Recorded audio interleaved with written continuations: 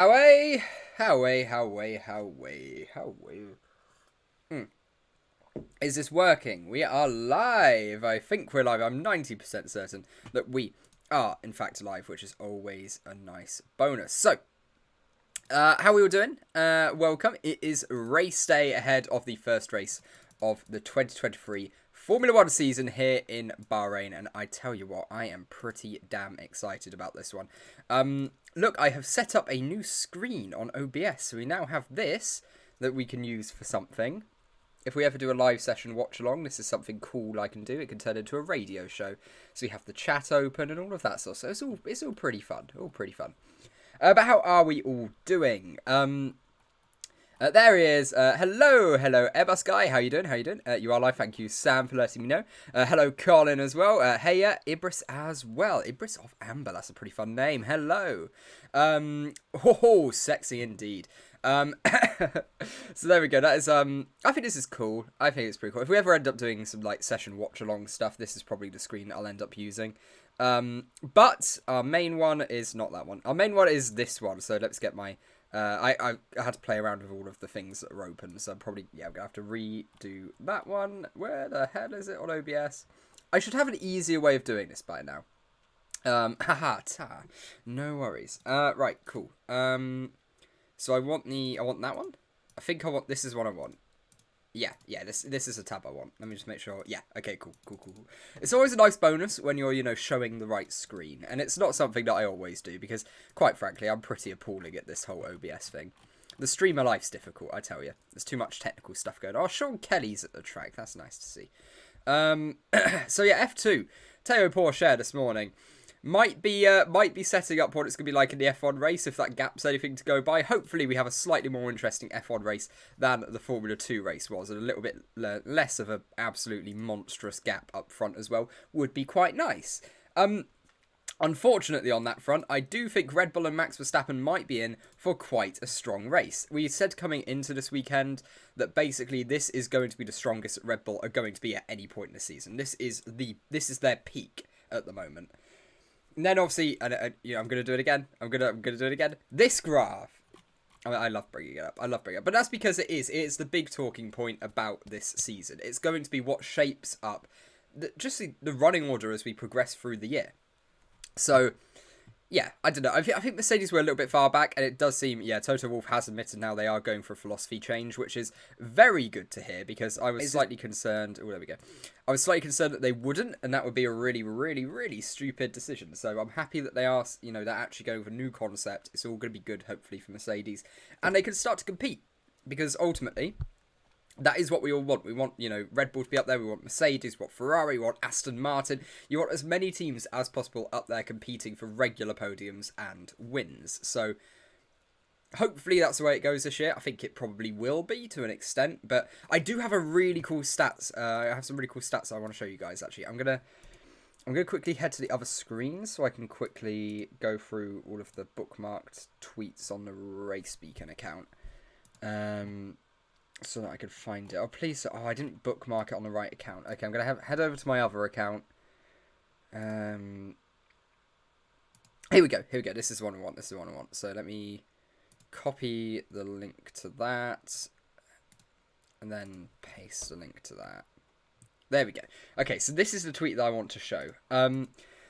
And I see a lot of talk all the time about, are these new regulations actually working? And, well, Red Bull are really quick. We've just got dominant cars again. Okay, well, firstly, the point of these regulations wasn't to bring the whole field closer. It was to allow for closer racing. So first of all, that's not really what these regulations are meant to do anyway. But secondly, the gap between the fastest and slowest teams in qualifying at the Bahrain Grand Prix over the years. So 2017, we had 3.2 seconds. 2018, 3.4. 3.8 in 2019. Then we start to come down, 2.8 again, or 2.8 is the lowest we've had. Then we get to 3.4, 2021. That was unfortunate. That was just basically Mercedes and Red Bull having an absolute monster of a car. 2022, new aero regulations kick in, 2.2 seconds, the smallest gap we have ever seen. 2023, yesterday in qualifying, for the first time, we are down to 1.7 seconds for the first time in this sort of era. So, Yeah, there you go. I mean, I thought that was a pretty cool stat show, so there you go, Lights Out blog for that one, go through getting data. I'm also working on a video fairly similar to this, because I think I've decided to go down the route with videos of less videos, but actually high quality videos, so they're actually like really well edited, rather than just me talking for about half hour, and then editing it down to like a 10-minute video. So we're actually going to go for proper edited, proper like production quality video sort of stuff, you know, well written scripts and all of that stuff. So it'll be a little bit less regular on the videos. I'll still like try to get loads of shorts out and things like that, probably in their place. But I don't know, hopefully it means the general quality of content on the channel is just a little bit higher, because I mean, you know, I know some of the videos that have come out over the last week, I'm just like, yeah, they're not great. You know, they're not well edited. I think I said it's really good, but like they're not, you know, really well edited. They don't look great. They're not like particularly engaging visually. So I think we're gonna sort of do a route where I'm probably uploading every 2 to 3 days video wise. And I mean, always the focus of this channel will be on the streams, because that's our big thing. I talk to you guys about F1, and it's really fun. So right, what's everyone saying? So we've got my highest score in F1 Fantasy is 73 points. Let's take a look at F1 Fantasy. Let's see how that's going. So we're going to head over to the RaceBeacon League, which is on here. There we go, up to 140 teams now. 140 teams. Well done, everyone. Hey, hello, Ishan. How you doing? How you doing?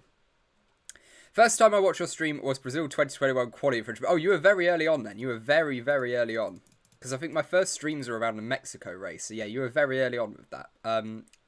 Nice to see you. How much do you love wind tunnel time? I do. I love it. I love it. It's such... But it is... That's because I'm... Right, firstly.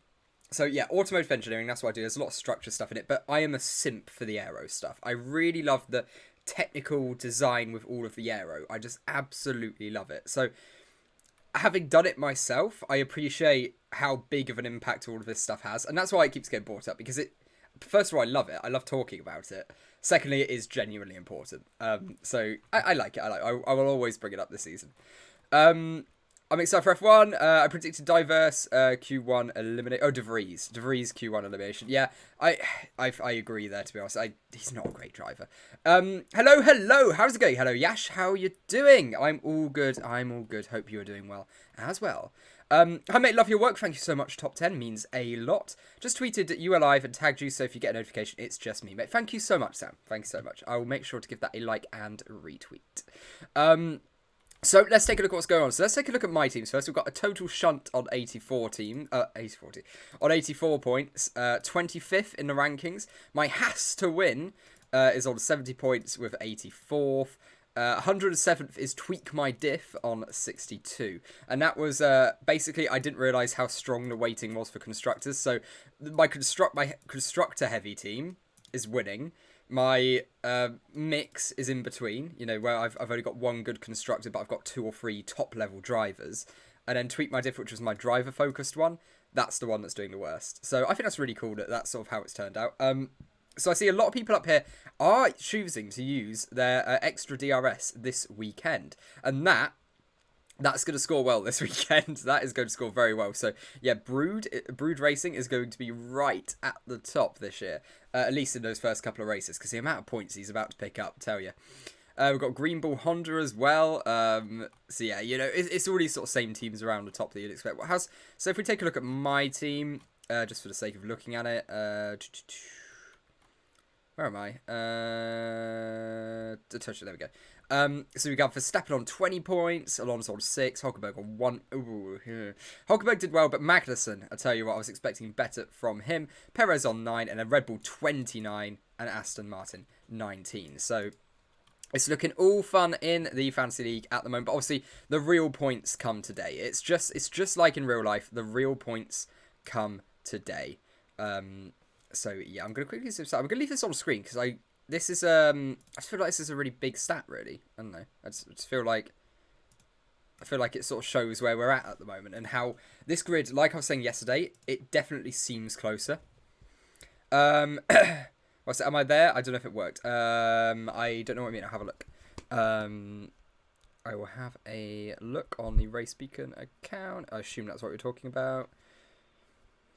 Yes, it is there. Thank you very much. There you go. Give that a little cheeky retweet. Thank you very much. So yeah. So, yeah, okay, right, so let's get a poll going. That's the next thing we're going to do. So we have some of our predictions. So currently in our prediction championship, we are 1-1 in me against you guys. So the ones we had yesterday was who will finish higher between Leclerc, Alonso, Perez, and Hamilton. The correct answer was Perez, but I predicted Leclerc. You guys predicted Alonso, and Leclerc finished higher, so I got the point for that one. And then there was the other one, which was which driver will have a higher... No, which constructor will have their driver finish the highest? I think it was between like Alpine, McLaren, and like Haas or something like that. But basically, you guys went with Alpine, and that was the correct answer. I went with McLaren, and that was the incorrect answer. So we're 1-1, and we're bringing up the next round of predictions. So we're going to do another who is the highest finish. I think I just accidentally played an ad that I didn't really want to do. So apologies if you've just got an ad. I didn't mean to click that. So right, who... Okay, we'll do it similar. Which team will have... No, okay. Which team will have which team will have the... Which team's top driver, that's how I'm going to word it. Which team's top driver will finish highest? So we're going to be doing We're going to do basically the 3 teams that are in contention that aren't Red Bull. So we're going to do Mercedes, we're going to do Ferrari, and we are going to do Aston Martin. That's what I meant to say. So there we go. That is that poll that's going up now. So this is our first one where it is you guys against me. It's our first race relevant run. So let's go here. Is that... Okay, so I've just... Okay, let's we have to... There we go. Oh, it's on the wrong blooming tab. God damn it. Right, let me quickly fix that. That one? Nope. That one. No, it's working on neither of them. This is really impressive stuff from me. I've managed to break both of them. This is good for me. I'm advancing. I'm breaking even more stuff than normal. You gonna work? Ah, right, you see what... Okay, I've just done it on the one that's turned off, right? Yeah, it's this top... OBS is difficult, okay? OBS is challenging. This isn't an easy life, you know. There we go. Look at me being all smart, getting it working. Right, I'm predicting 1 safety car, 1 VSC tier. Ooh, that could be one of our next... That could be in the poll. Is how many we'll do... Okay, we'll do 2 more. We've got this one. So far, we're going for Ferrari. Fair play. I think I'll probably agree with you on that one. And then we could do one on how many safety cars will we get? 0, 1, 2, or 3 plus. I guess I'll put 3 plus because it's very unlikely we'll get 3 plus. And then we can do how many cars will finish the race. And then whichever one of us are closest wins. So that sounds fun. We'll do that. My God, he's evolving. I know, I'm finding new ways to mess it up. I have all my news websites open for maybe late grid penalties. Yeah, I know. I always have my tweet deck open on the side here. Always waiting for any new news on that front. Always got it in studio mode so I can see when anything else pops up. There we go. This is what I want. Cool. So we'll go here for now.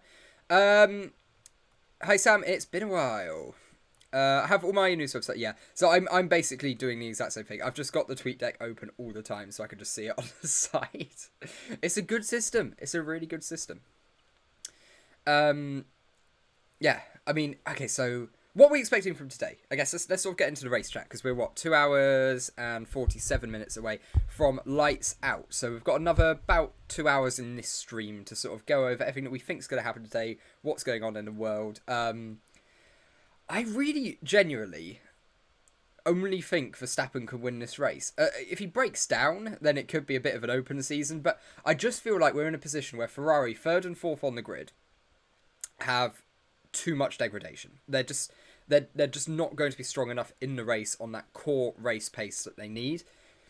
Aston Martin and Alonso, I would say, is probably the 3rd quickest race car based on what we've seen on the data so far. Like I said, this isn't an opinion. This is based on the data we've seen so far. My actual opinion, I've got no idea.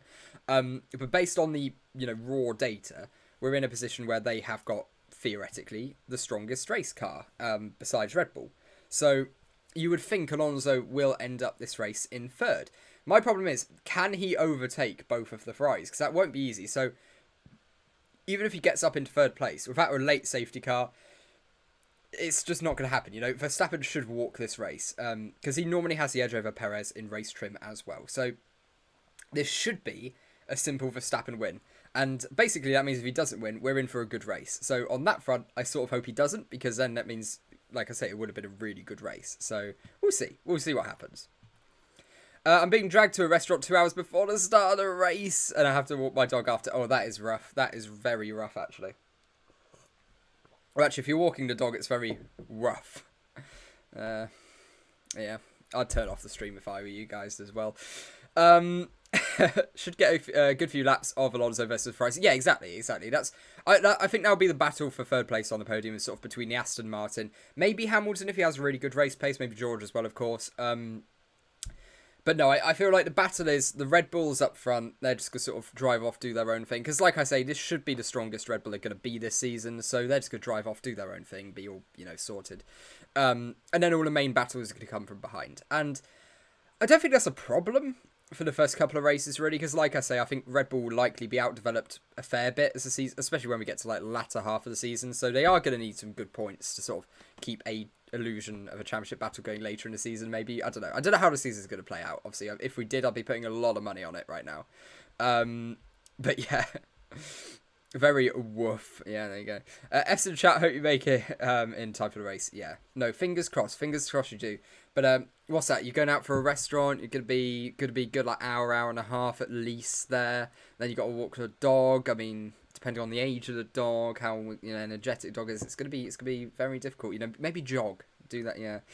I'm really interested to see how this new C1 will be in the race. Supposedly it's faster than the C2 with better deg. Yeah, I mean, I can see that being a problem, because there was some talk about the C1 actually being a really good race tire, so the hard tires for this weekend. And obviously that's something we wouldn't have seen last season, because the old C1 tyre was really bad. So the old C1 tyre is now the C0 tyre. And what we've basically done is added a new compound in between the old C1 and the old C2. So we now have C0 as the old C1, a new C1 tyre, and then the old C2 tyre. So that's a sort of slot right in that middle. It's basically an attempt to bridge the gap in performance between the two, because the hard tyre last year was the C1 tyre, which obviously would have been the hard tyre wherever it was used, was absolutely appalling. It was a really, really bad race tyre. That's why we just never really saw a lot of it. So fingers crossed we will see the hard tyre actually being used. As for better performance compared with the C2 tyres, I haven't seen any data to suggest that yet, but if that is the case, it's very funny. And well done, Pirelli, you've done it again.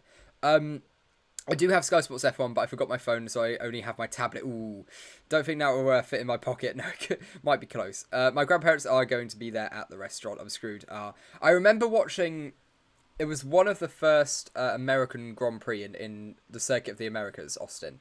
I was in a restaurant for that, and it was the one where there was the hurricane. I think, yeah, it was a hurricane, I'm fairly sure. And like all of the Friday running was cancelled. So I was sitting there in this restaurant going, oh, is it going to start? And everyone's going, oh, is it starting? Is it? Because they like sort of have an interest in F1, a lot of like my extended family. My main family, like my actual household family, we all watch it. We're all like into F1. Mostly because I forced them to be. So it's good that they are. So yeah, and they were just, oh, is it on? Is it on? I'm like, yeah, I know you don't care. Stop pretending to care. But yeah, and it was cancelled. It was very depressing. If Ferrari don't show a good race pace today, then this year will be boring, because I don't think Ferrari is capable of improving the car much during the season, and the rest is too far to compete. Yeah, I mean, yeah, that's a big concern. Fred Vasseur did come out and say Ferrari this season, they have to be a lot more aggressive on their sort of in-season development, and that was something that he'd sort of outlined as a sort of big thing that they need to work on. So there is that, so, they'll be looking at it, but obviously it's not as easy as just saying, yeah, okay, we're going to improve the car more, Why Ferrari are not thinking Red Bull are uncatchable ahead of the Bahrain Grand Prix? Well, should we give this little article a read? Let's give this a read. Here you go, race fans. Here you go, free publicity from a, much bigger publication in myself than you guys, obviously. So I've got, why Ferrari are not thinking, okay, it doesn't really fit the whole article, does it? See, I need to reorganize this, because it's like redo all the sizing and things like that. But what does this article sort of say? So Charles Leclerc car signs to start his race from 3rd and 4th. So Jock Clear As said, the team is satisfied with how their car behaved over the opening weekend of the season so far. There's something else I need to work on. We've seen yesterday that they probably got a little bit of margin on us on a qualifying lap, but I really believe this afternoon when Charles gets a sniff at those Red Bulls, I think he and Carlos can take the fight to them. I mean, fair enough. Obviously, Jacques Leclerc is a slightly more advanced position in Ferrari than I am. Just a little bit, you know.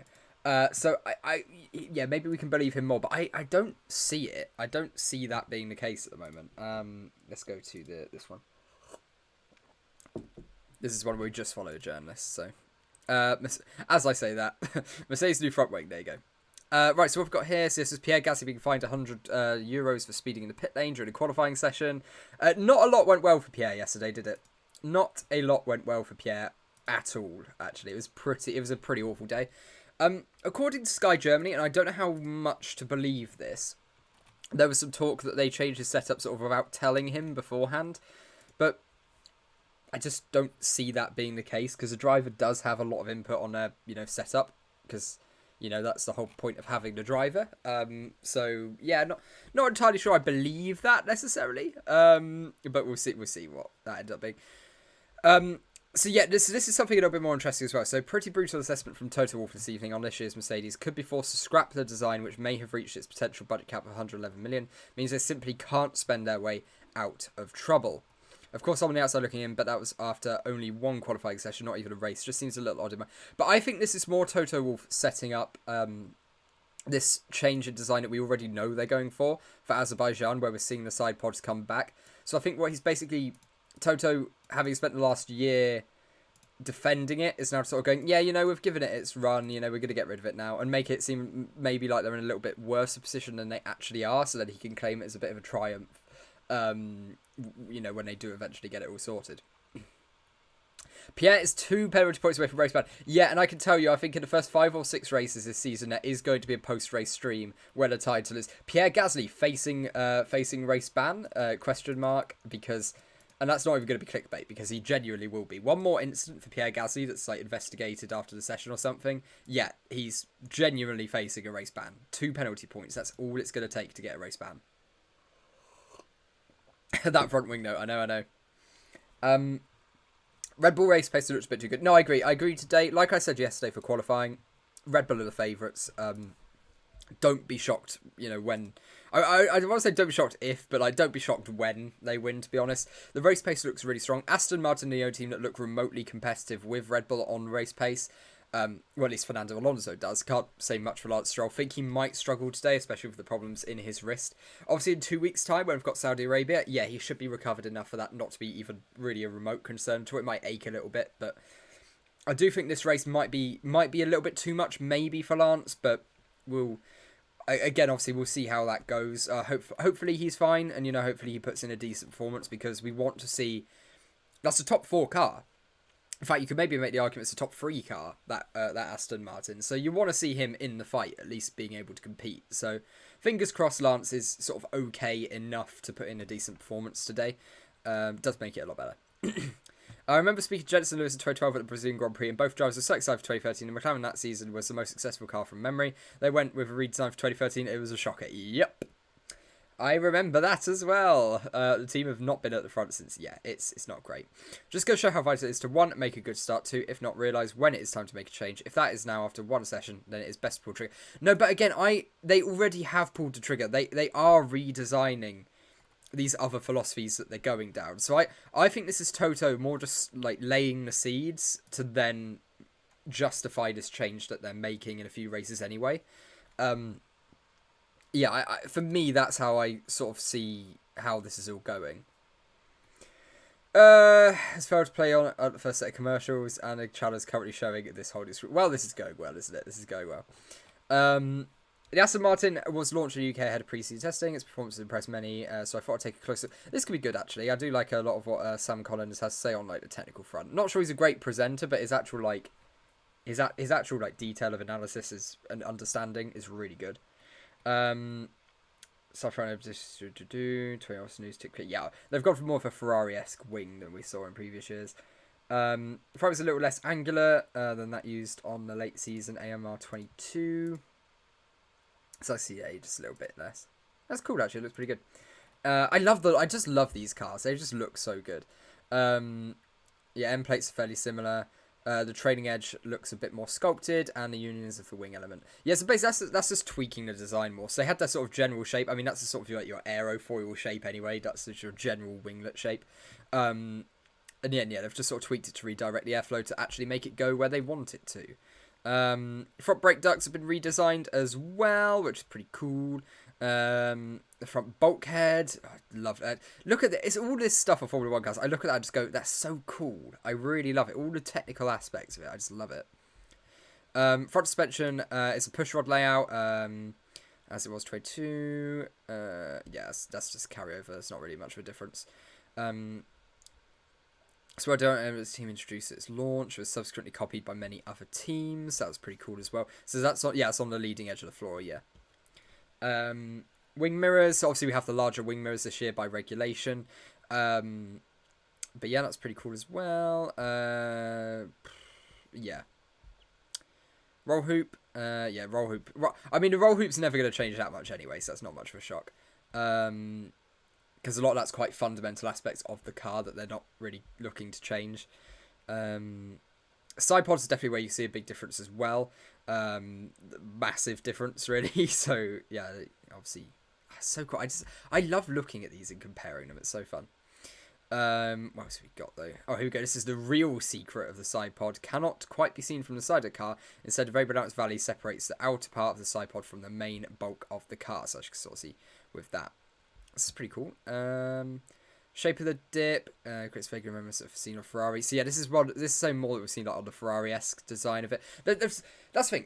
So Aston Martin this season, they've not done anything too revolutionary, but what they have done is just got the right bits on the car. It's all sort of taking inspiration from the Red Bull, the Ferrari last season, but sort of just making it work together. They're just sort of creating a harmonic design of it. What else have we got? Anything else that I'm like really interested in here? Rear suspension pull rod as well. Defined by the Mercedes transmission. So there we go. Yeah, we got then the Mercedes transmission on this one. So you can see it just impacts of each of different designs. So you have Mercedes forcing it to use sort of a pull rod system. The side pods taking inspiration from both the Ferrari and the Red Bull. Really, it's just these little things that they've incorporated on the car that just work so well. So again, there's some of the technical aspects of that Aston Martin for the season that we haven't really seen much of. A lot of people saying Vettel must be kicking himself for retiring. Maybe he is, but Alonso will get more out of the car. Vettel. I see. Now, this is really controversial, but I honestly agree with it. Like, this is really controversial. A lot of people were having a go at him. They were cooking him in the comments, I believe the phrase is. Aston Martin F1 updates. It's a strategy for turn 1. Alonso and Sainz. Stroll, Leclerc, Verstappen, Pirelli. Nice. I mean, I'll take it. Lando's going to get a few positions that way, so I'm all for it.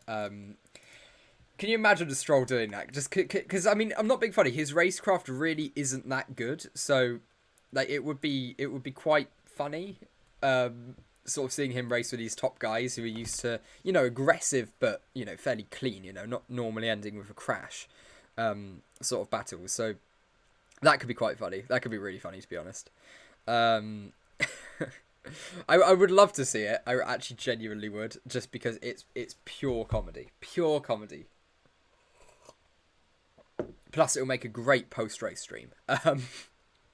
That's the thing. I'm really concerned that what's going to happen is during this race, we're going to get an okay race. Like it won't be that bad, but it won't be anything too groundbreaking. It'll just be like, yeah, that was an alright race. Nothing too special there. What we need is some controversy. That's what we need. That's what we really need. I would love to come live this afternoon after the race with some real juicy controversy to get at. That's what I want. To start the season as we mean to go on. I want that really badly. Really badly. Also, it means more views, which, fundamentally as a YouTube channel is normally quite useful. Mercedes car needs some more mechanical grip. Yeah, and I mean, that's where the Aston Martin's really strong. It's a lateral grip that they have. It's best on the grid. It's the best on the grid. It's phenomenal. The amount of downforce they're just working on that car. It's amazing. I love Sam. Maybe that's because I just enjoy more. Yeah, exactly. I feel like when you do enjoy the technical aspect of Formula One, anyone who understands the technical aspect of it, you'll naturally quite like, because it's quite a niche field. Verstappen only has used softs. Interesting. Yes, actually. So that was something that was in the Discord. We do have the link for it. Thank you very much, the Random Dutch.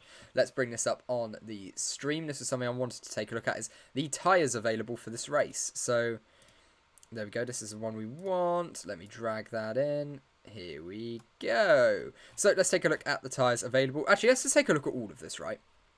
So as we were discussing, we're mostly expecting a 2-stop. Or, yeah, we're mostly expecting a 2-stop. But, like I said yesterday, a 1-stop is definitely possible. So, in this green bit, they're not going on the intermediate tyres. That is the pit window for each of these options. So, the first pit window opens around lap 12. So, that's if we're seeing the sort of soft, hard run. Or if they can extend it to around lap 25, probably they'll try to take it to before going on the hard tyres.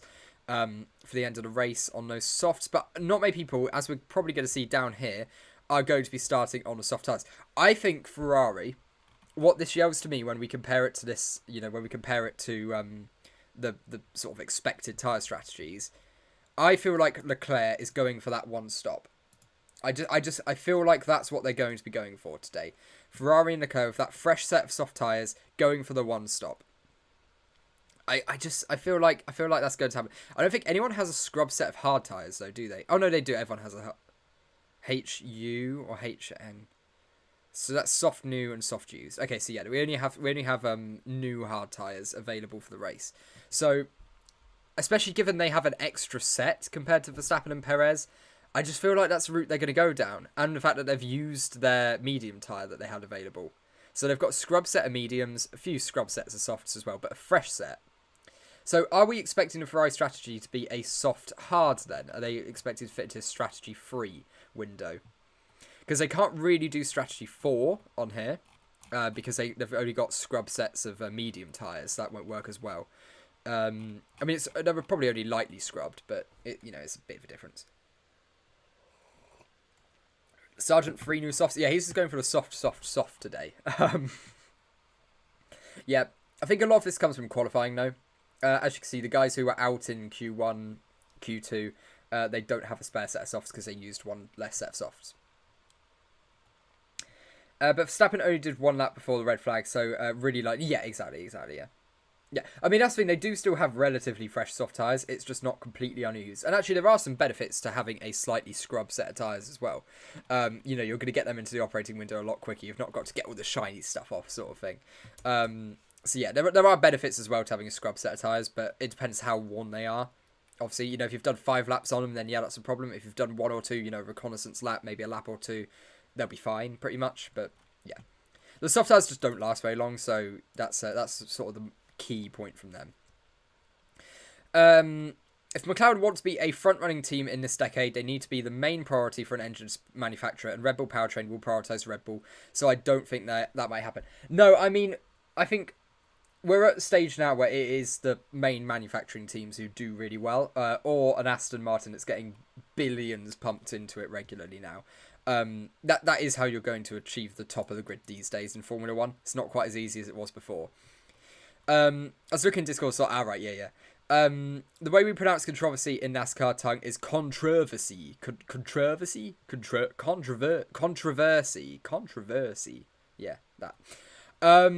Wow, Sergeant 3 new softs. Tyre rules this year suck. It ruined quali yesterday. What did it really? I don't know. I mean, what really happened last year? Because I know we sort of have like reduced sets now. So yeah, I guess I can sort of see where you come from. But I think the whole idea of that is to try to not give the top 10 an advantage. Those who get through to Q3, it's to sort of put them at a little bit of a disadvantage because they'll just have one less set of soft tyres. And obviously, yeah, it did make quali very anticlimactic yesterday because Ferrari have obviously reacted to that and gone, oh, okay, we just won't do that extra run then. We just won't do it. Which I guess is a bit of a shame. But overall, like, it probably will make the race better itself because it just gives the top teams a little bit less of a strategy option. And also forces them to take more risks by not running in a Q1 or a Q2 session. It encourages them to try on the medium tyres, all of that sort of stuff. So, like, I see why. Obviously, I'd like to just see more tyres all around. You know, I want to see the teams just basically be able to do unlimited running if they really want to, especially in qualifying. So what we see here, what are the options for the bottom half of the field? To really mix it up, teams could consider utilising all three compounds during the race if the track evolves quickly. Again, starting on a soft at first, stint between 12 and 16 laps due to higher pace early on, could be followed by the switch to hard tyres outlined in a faster strategy. So that's what we've got up here. So really pushing the softs, aggressive at the start, try to get some track position, then come in, really work the hard tyres, and then come back in at the end of the race and literally just do the last sort of 13 laps on the soft tyres, and you can push fairly hard, I think, at that level. So that should be alright. Hello, mate. Hello, Hakan. How you doing? What are your fantasy points? My highest is 92. Wow, 92 is very strong. So my fantasy points so far, I've got a total shunt. My first team on 84, which is 25th in league. Hang on, if you're on 92, you're right near. Is that one yours? I mean, based, I don't know. Is that one yours? I don't know if you're actually, I don't know if you joined or not, but if you did join, is that one yours? Vamos Aston. Yeah, hopefully today. Yeah, 92 points is very strong. But I mean, we do have 103 up here. In fact, 105 from Brood, and this has just gone well. This has just gone very well. But obviously a lot of it's coming from using that extra DRS on Verstappen. I saw a lot of people using the extra DRS on Alonso, and I feel like it might be this one. No, it wasn't this one. There was someone around the top that used the extra DRS on Alonso. And all I will say is that was probably a mistake on your end, strategy-wise, but we'll see how it plays out. If Alonso wins the race today, then you're going to be all right. What about me? I am all good. Hertzbacks, yeah. So yeah, you're doing very well. So did you use, have you used any of the, yeah, you're using the extra DRS, yeah, cool. Yeah, I mean, I think Lando might make a place or two up in the race today. Ocon should definitely make, well, I don't know, actually, Ocon probably doesn't have much room to improve, but he'll still pick up decent points. Bottas definitely, I think, will make up a couple of places in the race today. So yeah, I think you're set up pretty well for this one. Not sure what's really going on with my team, so let's see sort of where my team's qualified relative to what they've got today. So Verstappen, Alonso, yeah, Magnussen should make up at least 5 or 6 places, so hopefully that'll be a good few points for me there. Verstappen probably going to win the race, to be brutally honest. Hulkenberg, he'll probably end up dropping positions overall, but only 1 or 2, and then Checo again should score well. Basically, I'm just hoping that we don't get some Red Bull retirements, because that will really, really screw me over. So fingers crossed we don't get a Red Bull retirement, because it will actually screw 2 of my teams as well. Because I have DRS drived Verstappen on 2 of my teams. But what I did find, because obviously we did an experiment where we were sort of setting up the teams, is how the points were going to run. That we would do a team that's mostly focused on constructors, so got 2 very strong constructor picks. A team that's focused with 2 very strong drivers, and then 1 good constructor, and then a little bit weaker sort of elsewhere. And then one that's really focused on drivers here, and one that's not focused on constructors. And what we have seen is the one with the constructors is the best, the half one is the second best, and the one that was driver focused is the worst. So there we go. I think that's answered our question quite comfortably about what, you know, each of the changes are going to make. So the first team, thankfully, was the one that I put focus on the constructors with, because that's one I've sort of got into most of my leagues. So yeah, I mean, let's go. If you haven't joined the F1 Fantasy League and you would like to, you know, you've only missed 1 qualifying session, I think you'll still be able to join and it won't be a problem. It is the top link in the description if you still do want to join it. If you haven't already, and you know, there you go, it's still very much open. Winner gets a trophy, whoever comes last wins a wooden spoon. And I've just thought of a problem with doing that, actually, to be honest. There's someone who could just join on the last week and get like 2 points. Okay, the person who finishes last with evidence that they have been here since near the start wins a wooden spoon. Yeah, that's going to be quite difficult to police, actually, isn't it? We might have to ditch the wooden spoon concept, unfortunately, because I've just thought of that cheat. And 50th gets a silver spoon, yeah. But I also quite like the idea of 25th winning all of my money.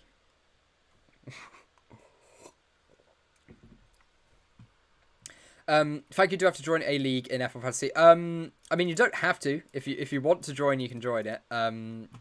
But yeah, I mean, if you have the team set up, then it is just our top link in the description, so you're all more than free to join it.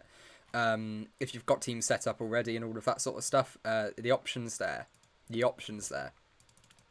So how long are we until lights out now? Only 2 hours and 20 minutes. So we are getting that little bit closer to lights out and the start of this first race of the season. I'm starting to get pretty hyped now. I'm going to be honest. The hype is starting to set in.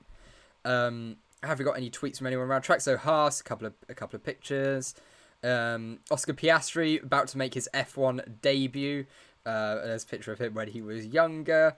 First US F1 driver of 7 seasons as well. First full-time driver, proper, really. I mean, since, Scott Speed? So, yeah, that's an interesting one. Good old Scott Speed. What was he, 2005, 2006 did he go? I think it was around then, wasn't it? The Aston Martin admin has been so cocky this weekend. I absolutely love them. Like, they're embracing the Alonso attitude, and I'm all for it. Scott Slow. Yeah, he wasn't very quick. Button in the PR room. You're already drawn to do a few of the global one. So once you set up the F1 Fantasy account, it will automatically add you to like the team you support, the driver you support, all of that sort of stuff. I was really tempted to go into like Logan Sargent's one or something, one that's like, much more likely to have less people in.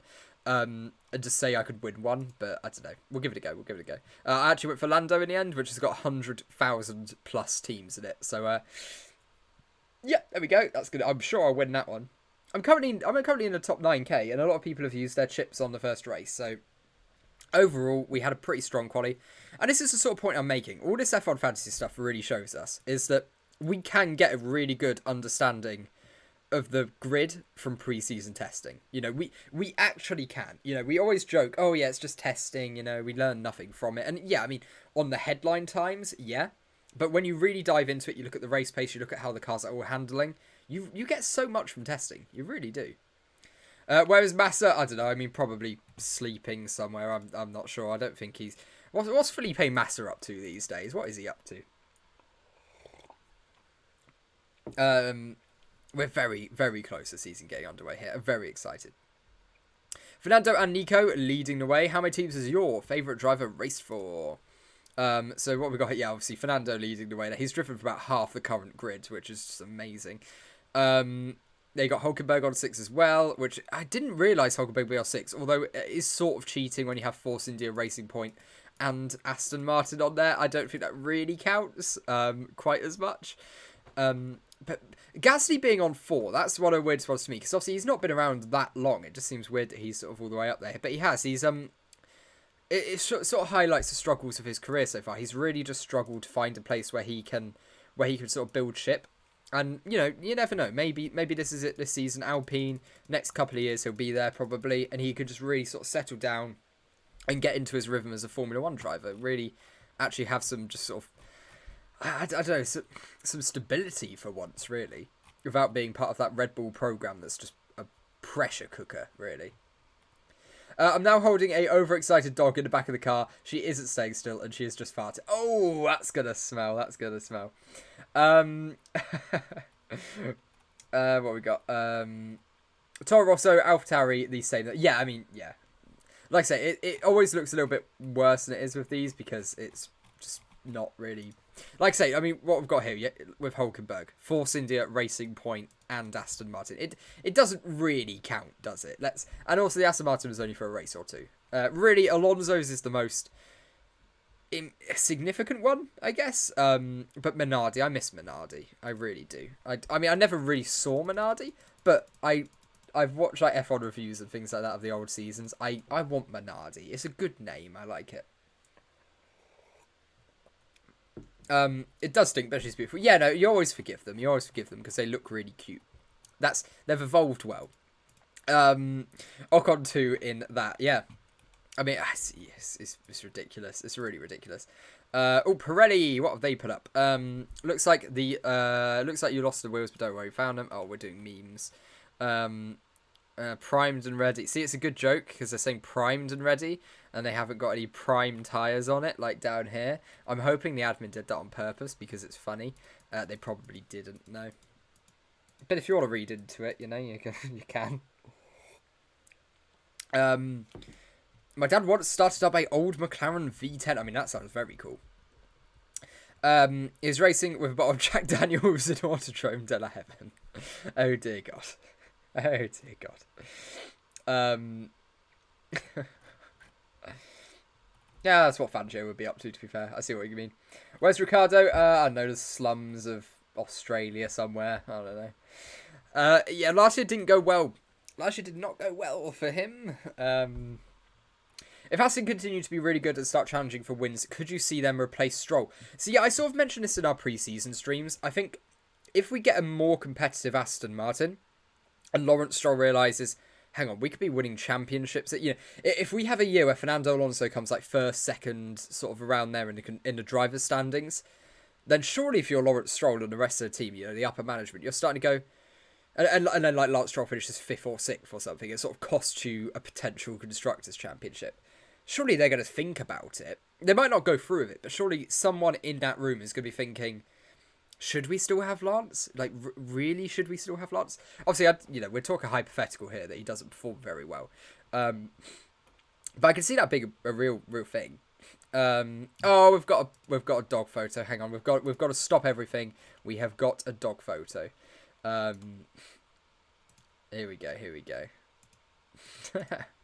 I do like a good dog photo, too. Oh, she's a lovely little dog. Very lovely dog. Very lovely dog. It's a big brain play. Never win Constructors' Championships, so you get more wins all the time. Yeah, but that's the thing. Genuinely, now there is an advantage to that. Obviously, you get less prize money, but it doesn't matter because you're on the budget cap anyway. And when you're, a multi-billion-dollar consortium, I don't think you really care about a little bit of F1 prize money. If we're being brutally honest here, You've raised a very good point there. There's no incentive to really win the Constructors' Championship anymore unless you just sort of really want to brag. Stroll is good enough to take on a Massa 12 role if Aston if Aston deliver a capable car. Yeah, no, I agree with that, to be honest. I think that's pretty fair. Yeah, no, he'd be there or thereabouts. My only concern with him would be is if he does sort of eventually cost them a Constructors' Championship, because that's something that I thought Bottas would likely do at Mercedes. Obviously, that never ended up happening, really.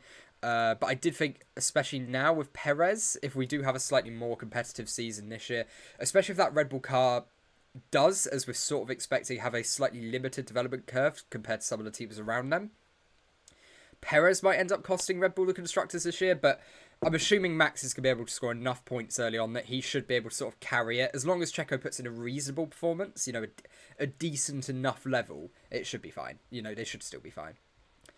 I reckon if Lance becomes a real hindrance, they'll make up some story about Lance waiting to pursue other passions and keep him as a reserve driver. So, I mean, maybe. Obviously, they're not going to get rid of him in like a really embarrassing way. Like that's not how they'd go about it. Because that's just mean. When also they'd probably get sacked if they tried doing that. Lawrence would come into the room and go, "Have you just made my son cry?" And then probably murder them. I don't know what would happen there. Lawrence is a very scary man. Perez looks faster than 2022. I mean, yeah, but obviously we've only had one quali session so far. His race pace still isn't that great compared to Max's from what we've seen on the long run data. So, yes, on qualifying to be within a 10th and a half, that is arguably an improvement on where he was often last season. But it's still not. We've still got a whole race to go, basically. So, he might end this race 20 seconds behind Max, and then you're going, oh, okay, no, he's where he is last year. So we'll see how the race turns out. Also, Max, I guess, knew he didn't have the pressure of Leclerc trying to set a lap either. He knew probably Verstappen was probably holding a 10th or 2 back just to make sure he got pole sort of thing. I don't know. Or Perez just put in an amazing lap. They're both real possibilities. Did the penalty for Red Bull reduction in wind tunnel time affect anything? For so far this season, no. But as you can see, I love how I keep bringing up this graph, but I'm right to do so because it is one of the most important things for this season. Yes, it has made a 7% overall reduction in relative to that 100% mark that Aston Martin have of their wind tunnel time. So 10% off of what they would have had, which would have been 70%, becomes 63% with that 7% off. Then obviously we're in a position where that hinders their development curve. It doesn't hinder their... Okay, so F1 cars are very complex to design, right, and develop. So all of the work on this year's car would have been done last year and over the winter. So it wouldn't even really fall under this parts, regulations and timings when it comes down to the wind tunnel testing anyway. But then when we get to the position later on in the year, when they can't develop at that full capacity, they can't explore as many avenues as they'd maybe like to. It doesn't necessarily mean they won't find any pace, like they absolutely will. They're going to develop as the year goes on. But they're not going to be able to find anything really revolutionary, because they're going to struggle to be able to explore those different avenues. They're going to just sort of have to focus on what they know is their development route, and that could hinder them a bit more in the long term. Regarding the Red Bull, yep. The car is probably less max biased early in the season as well, and it's known they have vastly different preferences. Yeah, they do. You have two very different drivers in Sergio Perez and Max Verstappen. Both of them want something very different from the car. So ultimately, you can either go down the middle and make none of the drivers happy, or you can prioritize your main driver, who is going to win you championships. So why would you not do that? So I would never blame Red Bull for prioritizing a driver when they do it. I would never blame them for it. Obviously, it's not necessarily what you want to see. You want to see an equal opportunity in the team. But if they've got different driving styles, you can't do two separate cars to suit each driver's driving style. That's just not going to happen. So I don't blame them. You know, the best part about Aston Martin's strategy is that if something goes wrong, Lance is always there to be sacked. Exactly. It's like they can always use excuses. It's like, yeah, but you know, Lance came like 10th, you know, so we'll get rid of it. We'll get rid of him. See, confirmation of the starting grid below. There hasn't been any late penalties as far as we're aware. I think we're at the stage now where there's not even any mumblings of it, so we should be okay. So here we go. This is the FIA document for the starting grid for this race. No, please don't do that. Here we go. Well, ooh, there we go. Zoom out. Nice. No. Nice. So yeah, there we go. There's our starting grid from the FIA documents right there. So yeah, Pierre Gasly, obviously the main loser from yesterday. Apparently they changed his setup quite late on. I'm not sure if I believe that story, because it seems like it came from Sky Germany for a start, which isn't the most reliable source anyway. But then also, I just don't know why a team would do that. I don't know why a team would change the strategy, or setup even, sorry, without telling the driver. I just don't see that happening. 7 kilometers an hour winds at Bahrain. Is that quite low for Bahrain? I know Bahrain's normally quite a gusty track. Is that low or high? I'm not really sure what it normally is. I mean, that's high compared to what we normally get, but I'm not sure compared to Bahrain if that actually is bad or not. I wish Perez could race Max hard in the race. Well, I hope he can. I really hope he can. Pretty low. Yeah, I think for Bahrain that is pretty low, to be honest. I want artificial rain today. Yeah, get the sprinklers out. Pierre, we had no interest in showing our pace in testing. Gasly out in Q1 and all. Yeah, exactly. Well, so you had I think I tweeted after Q1 happened, saying, so you have Alpine, we want to be closer to 3rd than 5th, and McLaren, what was McLaren's one? McLaren made a really good quote about fighting at the front. And McLaren, we want to fight at the front, both going out in Q1. I thought it was quite funny. Because Alpine, they seemed so cocky beforehand, you know, they seemed like they were really going to do something big this year. And then to have, you know, both McLaren and Alpine having a driver go out in Q1 is not good. That's really, really not good. So yeah, a little bit unfortunate on that front for them. I need to log back into the proper Twitter account. There we go. Lovely stuff. Nice. So Leclerc has a new energy store under Parc Fermé. Here we go. Ahead race, no penalty, but each driver is only allowed 2 for the whole season. So already we've got Charles Leclerc, and this is why we do the pre-race streams, right? So here we go. So we have the following driver will use a new energy store, ES, energy store, for the remainder of the competition. So we have Charles Leclerc, previously used 1, so yeah, he's on to that one. The new energy store, the energy store used by the above driver is one of the 2 energy stores allowed for the 2023 championship season, and this is in conformity with Article 28.2 of the 2023 Formula 1 sporting regulations. The ES has been replaced with the approval of FIA technical delegate following a written request from the team concerned, this being in accordance with Article 40.3 of the 2023 Formula 1 sporting regulations. That's from Joe Bauer, who is the FIA's sort of technical sporting director role. So yeah, there we go. So big news sort of there, I guess, is Charles Leclerc taking that. It's no penalty, but it is, of course, under those Parc Fermé conditions, but no penalty because they are allowed 2 for the year. So if we get another one of these happening, then then we could start to see maybe a penalty, some more punishments coming their way. But that is the news right there. Charles Leclerc, a new energy store on the car for this race. So that was a really bad burp then. I hope the microphone didn't pick that up. Sounds slow to me. Yeah, I think so. I think for Bahrain, 7 kilometers an hour is quite low, actually. Today, Pierre will surely learn some Arabic cuss words. Yep. I had Gasly on my F1 fantasy, so yay! Yeah, it didn't go great. But, no, you have to think of it this way. He's going to make points up in the race. So sometimes it is good to have your driver sort of underperforming qualifying, because then they just pick up extra points in a race. And it'll be a decent race car, the Alpine. It's not going to be really slow. So there's no way Gasly doesn't make up a fair few places. So actually, I think you might be okay having Gasly in your team, to be honest. Wish you pick Bottas. Yeah, but Bottas, who will probably only gain a place or two. Gasly could gain 5 or 6 places really comfortably. So no, I think you've made a good call. Sargent says he can get points with the Williams. I mean, yeah, the Williams doesn't look that bad, does it? I mean, obviously coming into this weekend, I was going around saying, oh, it's not looking great, for Williams. I think they're in big trouble. And I think they still might be long-term, sort of for development this season. But obviously a lot of this car was built before we sort of got into this season. So yeah, it's interesting. Just make a mod role on Discord for your mods or your other places, and make them mods for Discord as well. Yeah, I mean, we do have mods on the Discord, but I think it's only a few mods. We don't need that many mods for Discord. That's the thing.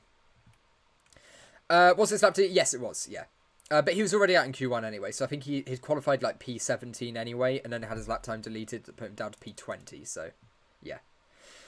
So yeah, there we go. Battery change for Leclerc, no penalty. So that's our sort of breaking news coming into... Well, no, the broadcast will be starting fairly soon for the race. That's our sort of breaking news coming into this at the moment. New energy store for Charles Leclerc. But there won't be a penalty because it was all given permission by the FIA. So no worries on breaking Parc Fermé on that front. But they aren't allowed to do it too many more times this season. So there we go. For the race, each driver is only allowed 2 for the whole season. So maybe, I mean, obviously the question now that we've got is why was it changed? So if we've already got reliability concerns on the Ferrari, then that's really bad, because that almost guarantees they're going to pick up a penalty later in the year. I mean, I think they were anyway, because we only allowed 3 engine components for all of like the engine parts. And they've already said they're just targeting 4 anyway, so they're just accepting that they're going to have to take a penalty. And I think that is probably the right approach, because a lot of teams will, pretty much every team on the grid is going to take these engine penalties at some point, because you can't do a 23 race season with only 3 engine components. It won't work. I don't know what the FIA are going for. It's just not going to happen. I respect it, but it's just not going to happen. There's no chance that will happen. Hi bro, hello Newman, how you doing? Hope you are all well. Let's take a look again at the F1 fantasy stuff, because I want to see what my drivers are up to for this race. So we've got Magnussen should make up some good places. So on these 2 teams, I'm pretty happy about him getting some overtake points, finishing high and away, started, all that sweet stuff. Lando could finish a race in the points, maybe. These 3 should be very comfortably in the points, I'd hope, unless they all retire, which would be absolutely awful. Then, yeah, Hulkenberg, I think, might end up in the points today, and Magnussen, he'll try to make up some positions. So I think I'm pretty happy overall with how this has gone. 84 points from qualifying alone. Pretty all right. We've got I'm good, how are you? I like pre-race shows. Oh, thank you very much. They are a good bit of fun, aren't they? Yeah, so I'm all good. Thank you. What have we got? They're good for I do like some predictions. That reminds me. Let's go back to this. So we did have this poll running. Which team's top driver will finish high? So this is one where you guys go against me. You guys have gone for Ferrari. I'm going to go for Aston. How good are we expecting this Ferrari race pace to be then? Because that's my question. If Ferrari really are struggling from degradation like we think... Also, I think this will all come down to if we have a late safety car. Because if we go back to... I think it was it this one? Yeah, here we go. So if we go back to this one, as we see, Charles Leclerc has that spare set of soft tyres. If he tries the one stop, go soft to hards, then I think, That could be really, really interesting to see how this goes, to be honest. There's so many options. There's so many options that we can go for here. I don't like it. It's difficult. And to be fair, you guys seem pretty split on this one as well. That is the smallest margin we have had for one of the potential winning teams. That is the smallest margin of winning we've had on any of these polls so far from you guys. It's tricky, isn't it? That's really tricky. I don't know about Mercedes as well either. I think that's genuinely not a bad shout, Mercedes. It could be any of those three. We're gonna roll the dice. We're gonna roll the dice. Sandbaggers are clever this time. No quali run to show their pace. Yeah, exactly. Exactly. So, yeah, we're quick in the race. It's fine. We don't need to do a quali run. We'll be fine. We'll be fine in the race. We'll make it all back up. I'm talking about Mercedes. Yeah, I mean, they might have. I don't know. But I think they'll be stronger in the race than they were in qualifying, I think. Definitely. Mostly, I think, because Ferrari might end up dropping down. So, do I go? So, obviously, you guys have gone for Ferrari so far, unless we get loads of votes come in really late. You guys have gone for Ferrari. Aston Martin is looking pretty close, though. Maybe if I leave it open for a few more minutes, you might change your mind. But, I'm going to go Aston Martin. I've got a cheeky feeling their race pace is going to be quite good. So I'm going to go Aston Martin, and you guys have gone for Ferrari. So I'm going to make a little note of that. So you guys have gone for Ferrari, and I'm going for Aston Martin. Because I like going different to you guys. It's a bit more fun. Which team's top driver finish highest? There we go. Cool. Let's make this big. I love a spreadsheet. I've got a spreadsheet for this. I love it. What we got? I'm talking about Mercedes are famous for race pace. Yeah, I mean they'll be good. They'll be okay on this, but they sat back so well in 2022 testing. They kept doing it right through the season and still are now. Exactly. They basically just want to hide. The no pods were so good that they actually realised, well, hang on. We're going to go so quick. We're going to tear a hole in the fabric of space and time. So we're just going to have to slow down a little bit. That was the whole idea. Aston podium. I'm going for Aston as well. So yeah, I mean, you guys can do a little one against me, but obviously I can only go off of sort of what the majority of the fans go with. But yeah, now it's good DNF. I know it's going to, isn't it? It's going to. They were just being merciful. Yeah. There you go, exactly. Right, so I'm going to end this poll now. So there we go. And our next one is going to be how many safety cars will we get in the race? Because this is quite a sort of fun one to just guess at. Because this is pure luck, And I feel like I'm going to need some pure luck to try to win this. So how many safety cars will we... How many SCs plus VSCs, so it's a combined total, will we see in the race? There we go. Yeah, we could do... Will we get a red flag or something as well? So yeah, actually, guys, let me know in the chat what you're going to go with while I write it all out. So let me know what you guys are thinking it's going to be in the chat. So, right, we're going to have 0 as an option. We're going to have 1. And then we're going to have 2. And then we're going to have 3 plus. So those are the options we're going to go with. It's frozen. There we go. It's working now. So I have 2. And then we're going to have 3 plus. So there we go. How many SEs plus VSEs, this is a combined total, will we get in the race? So there's our new poll up now. So let's see some of these sort of first votes come in. Exactly 8. Ooh, that'd be good. Hamilton podium, 2 safety cars. I'm going to say 2 max. It depends if the Ferrari cars disintegrate on track before or after they crash. 1 red flag, 2 safety car, 1 VSE. Oh, you're looking at a very interesting race there. Red Bull KO today. Maybe. We'll see. So far I've got 2 coming in, 3 plus as an option as well. I think I'm leaning towards 2 on this one, but we'll see once we get to the end of all this chat and it's my turn to vote after you guys have. We'll see what I go with. But so far I'm sort of leaning around 2. These 3D Lewis Hamilton hats are pretty impressive here in Bahrain. That's pretty cool. I can't lie, that's pretty cool. I really like that. Fair play. That's what I love about the Japanese fans as well. They always come with like the 3D headgear. That's so cool. So there was some rumours about this yesterday. So has this just been confirmed now? It's understood the new format will reduce weekend tyre allocations from 13 sets to 11. So F1 to trial new qualifying format at Imola. New format will see drivers use hard tyres in Q1, medium tyres in Q2, soft tyres in Q3. Yeah, okay, so this has just been confirmed by the sounds of it then. Because this is something that I saw rumoured a day or 2 ago. So we're going to see the new qualifying format being used in Imola. I don't like the idea of changing the qualifying format. In fact, I really hate it. I get angry at it. Like, don't change qualifying. Qualifying is perfectly fine. Don't touch it. But that is the news there. They are using the new qualifying format at Imola. I don't like it. I don't think it's a great format. I don't think it'll be that good to watch. Less tyres overall in the weekend means less on-track running, theoretically. I just don't like it. Flat out. I appreciate that there is some Thai people there here. Yeah, sounds stupid to me. Bahrain build-up is going on. Yeah, I know. I think we've got the official build-up all sort of getting underway now, haven't we? So it's all pretty fun stuff. I just got a notification from F1 on Instagram saying that they've just gone live. Is a Nottingham Forest lineup out. Hang on, sorry. I'm just going to take a quick look at my football team's lineup. Ryan Yates is back in the squad. Let's go, guys. Let's go.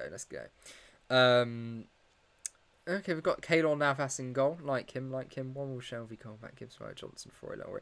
Big game for us today. We don't win this game, I think we're going down. We win this game, I think we're staying up. So, big game. Who will spin first? Oh, that's a good question. That's a really good question. I think it will be one of the sort of midfield pack on the first lap of the race. They might get a little bit of contact. They might, get a bit blustered on the exit of one of the early corners and just run a little bit wide. Especially around the start of Sector 2, you tend to see a couple of spins there sometimes. So I can tell you what part of the track it will be on, and it's probably going to be a vaguely midfield driver, but I'm not sure which. Sainz easy. Why Tottenham sponsor F1? They will win the Premier League. Yeah, I mean, we were joking about this at university where we saw it was announced. The new tie-in between Tottenham Hotspur and Formula One. They're making a karting track under, I think, the west end of the stadium. And we naturally kept up the jokes of, so basically you can go to the go-kart track and win more trophies than Spurs have won recently. So they can't put a podium there because they don't know how to celebrate trophies anymore. They've forgotten how. They're worried on race pace of Ferraris. I mean, I'm worried about the race pace of Ferraris. Fred Vasseur is clever not to waste Ferraris. Yeah, and that's the thing, especially when we go back to this and look at no, sorry, wrong thing. Yeah, we look at this and see, these are all the tyres available for today's race, for each driver. So I'll just move that so you guys can see the hard tyres as well. Nope, because now you can't see the driver. Yeah, that'll do. So we've got that in general. So yeah, obviously all the drivers who got through to Q3 have one less compound of tyre to go at, because they used an extra set in Q3. Stroll will be the first spinner. Fair shout. Ferrari versus Tottenham Hotspur winning title since 2008. Yeah. Love that. But yeah, what sort of predictions have we got for this race then? So let's go for some sort of podium predictions, I guess. I'm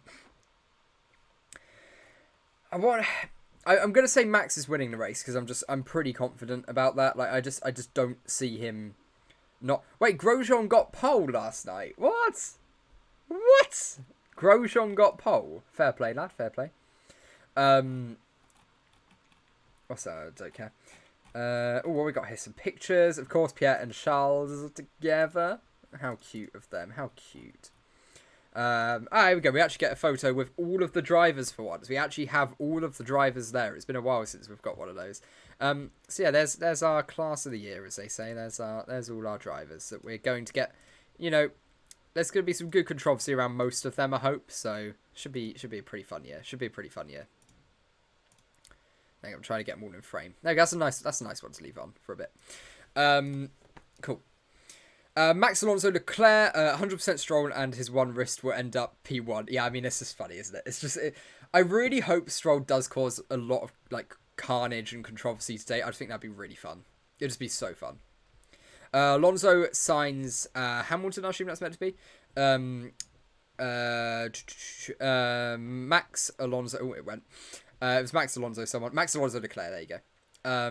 First Max, second Alonso, third Perez. Oh, you think that Alonso could outrace one of the Red Bulls? That'd be an interesting one. And I guess it depends as well what strategy Aston Martin go for. Because also, if we get a late safety car, simply because of simply because of this graphic. You've got to put some money on Leclerc, getting at least a podium. Like the extra pace he'll have from that completely fresh set of soft tyres, he'll be sorted. He'll be all over it. I'm sorry, I'm an Albon fanatic. Fair play. I got 18.1 on Fernando winning, so my podium is Alonso, Verstappen, Leclerc. Oh, there's 18-1 odds on Alonso winning. That's not bad odds. I'm going to be brutally honest. That's pretty good odds. I've seen a lot worse than that before, especially for a car that's that competitive. That's not a bad shout, really. That's genuinely not a bad shout. Not sure I'll put money on it, but it's not a bad shout.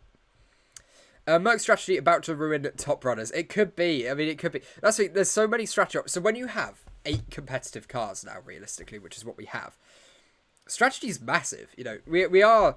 When you've got 2 or 3 competitive teams, maybe, you're like, yeah, they're all probably going to do vaguely the same thing. But when you've got 8 cars up there, you're going to see different strategies. It's going to be harder to keep track of and all of that sort of stuff. So, yeah, hopefully we have a much more interesting year of strategies because simply there's more teams that can compete against each other. So they're a bit more willing to try something a little bit bold. So, yeah, fingers crossed that has the impact we want it to. Who will get the Bahrain curse? I know. But as I've explained before, I don't want to call it a curse. It's more of a, as I said, I want to put it on a shirt. It's not a curse. It's fundamentals of engineering. Just the fact that Bahrain is such a different track to so many others on the calendar. So it's like, yeah, if you run well at Bahrain, that doesn't mean you're going to run well at Miami, Monaco, Azerbaijan. They're all very different tracks.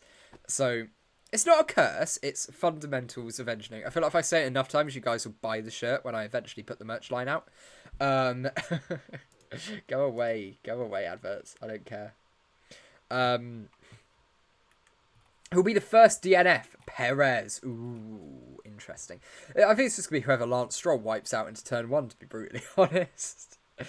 I really wish Mercedes or Red Bull will fall off like Lotus. Ads why? I don't know. Sorry. I'm sorry. They were shouting at me. It's not as bad as Twitch where they made me do, it was like 2 minutes of adverts every hour. But, I mean, I got paid a lot of money from Twitch, so I'm not complaining at all from that because it meant I can actually afford to live, which is great. Or Williams. What was that for? Merkel Red Bull, like Williams, right?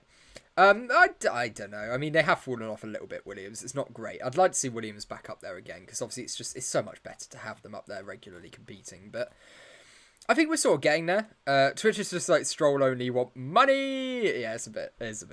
I don't know. YouTube do take very decent cuts of your earnings, so which is fair enough. They run the platform and give you the platform. But then when you're at the whim of the algorithm as well, it's a bit scary. Don't like it. For example, we have something controversial happen in this race. The stream will probably pop off like massively in the post-race stream. But the ones where obviously there's an audience that's interested in watching it, YouTube just won't promote it because there's not as many people searching for it. And it's like that's where the YouTube algorithm doesn't really work with the live content as well. I mean, it can work really well. If there's something really big happening, then yeah, it works really well. But sometimes it doesn't quite work properly, but oh well. I've seen Colin Moore. Yeah, I'm a big fan of his. I want Lance to do a Grosjean like 2012 Belgium GP and Hamilton complain again. Oh god, yeah, that'd be a bit dramatic, wouldn't it? I'm happy this time. No back markers. This is true racing and not boring. Yeah, I know. I want to go back to. Do I still have it saved as my link? Ooh, do I? I do. Do I? No, I do. Oh, bollocks. Sorry, no swearing on stream. I'm going to have to find that again. Yeah, here we go. That's it. So this. So we've seen year on year, we have had a decrease in the gap between the top and the slowest car in qualifying at Bahrain. So the new regulations clearly, to at least some extent, are working, and we're getting closer grids each year. And this is what I said would happen. We've had the most spec parts we've ever had in Formula One. Teams are going to start, especially with the budget cap, they're going to start diverging on this one sort of, or 2 or 3 designs, which is ultimately going to make the field just that much closer. So as you can see, we've had by far the closest year in 2023 here. Just yesterday. So yeah, hopefully it carries on non-stop like that, and we eventually get down to the whole grid being separated by a second. How good would that be? Only 1 second separating them. I would love it. I would absolutely love that. Yeah, I mean, it'd be great. It'd be so good to be in that position. 1.1 sec this time in quali, maybe. Yeah, maybe when we go forward in the future, yeah. 2012, where 7 cars go on to fight for win. Red Bull, Ferrari, McLaren, Mercedes, Williams, Sauber, and Force City. I know, it was so good. It was so good.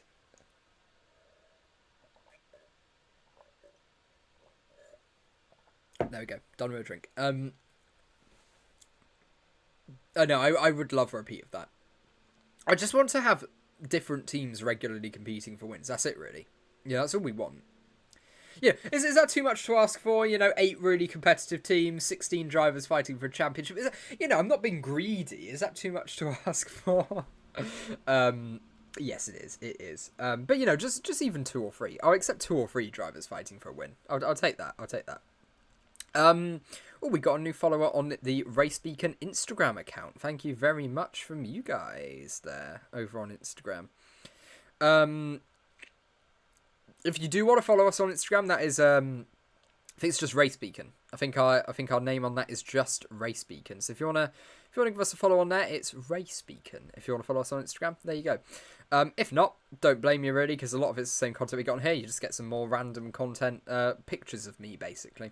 That's yeah. So what we've got.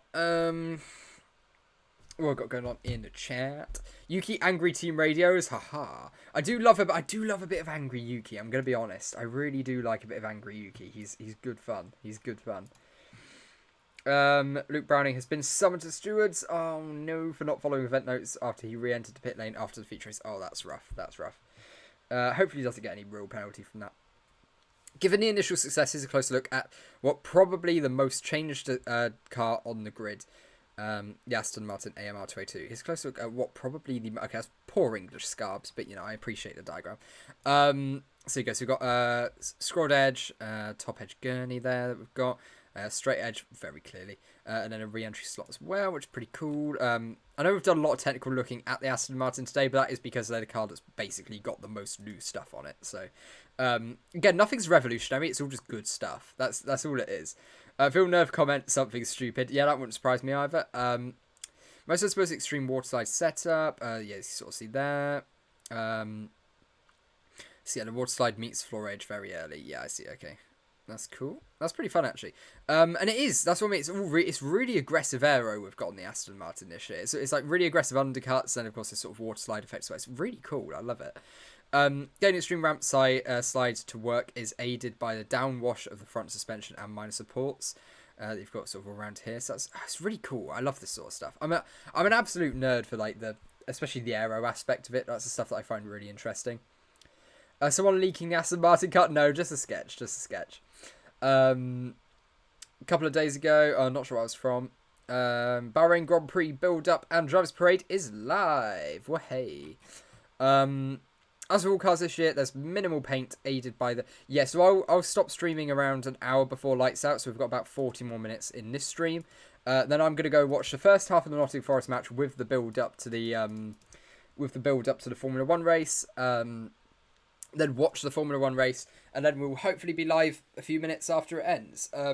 Probably won't be able to schedule that stream, because it would be, obviously, it's at the whim of safety cars and all of that sort of stuff. So I won't want to set a time for that stream, but it will be after the race ends, basically, we'll go live. So race will end, I'll go upstairs, I'll back up here, to my little office, and start, get the stream going.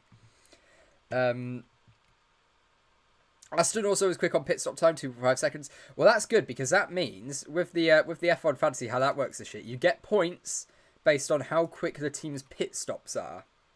So if you wanted to make Red Bull even more OP, we're up to 148 teams now. There we go.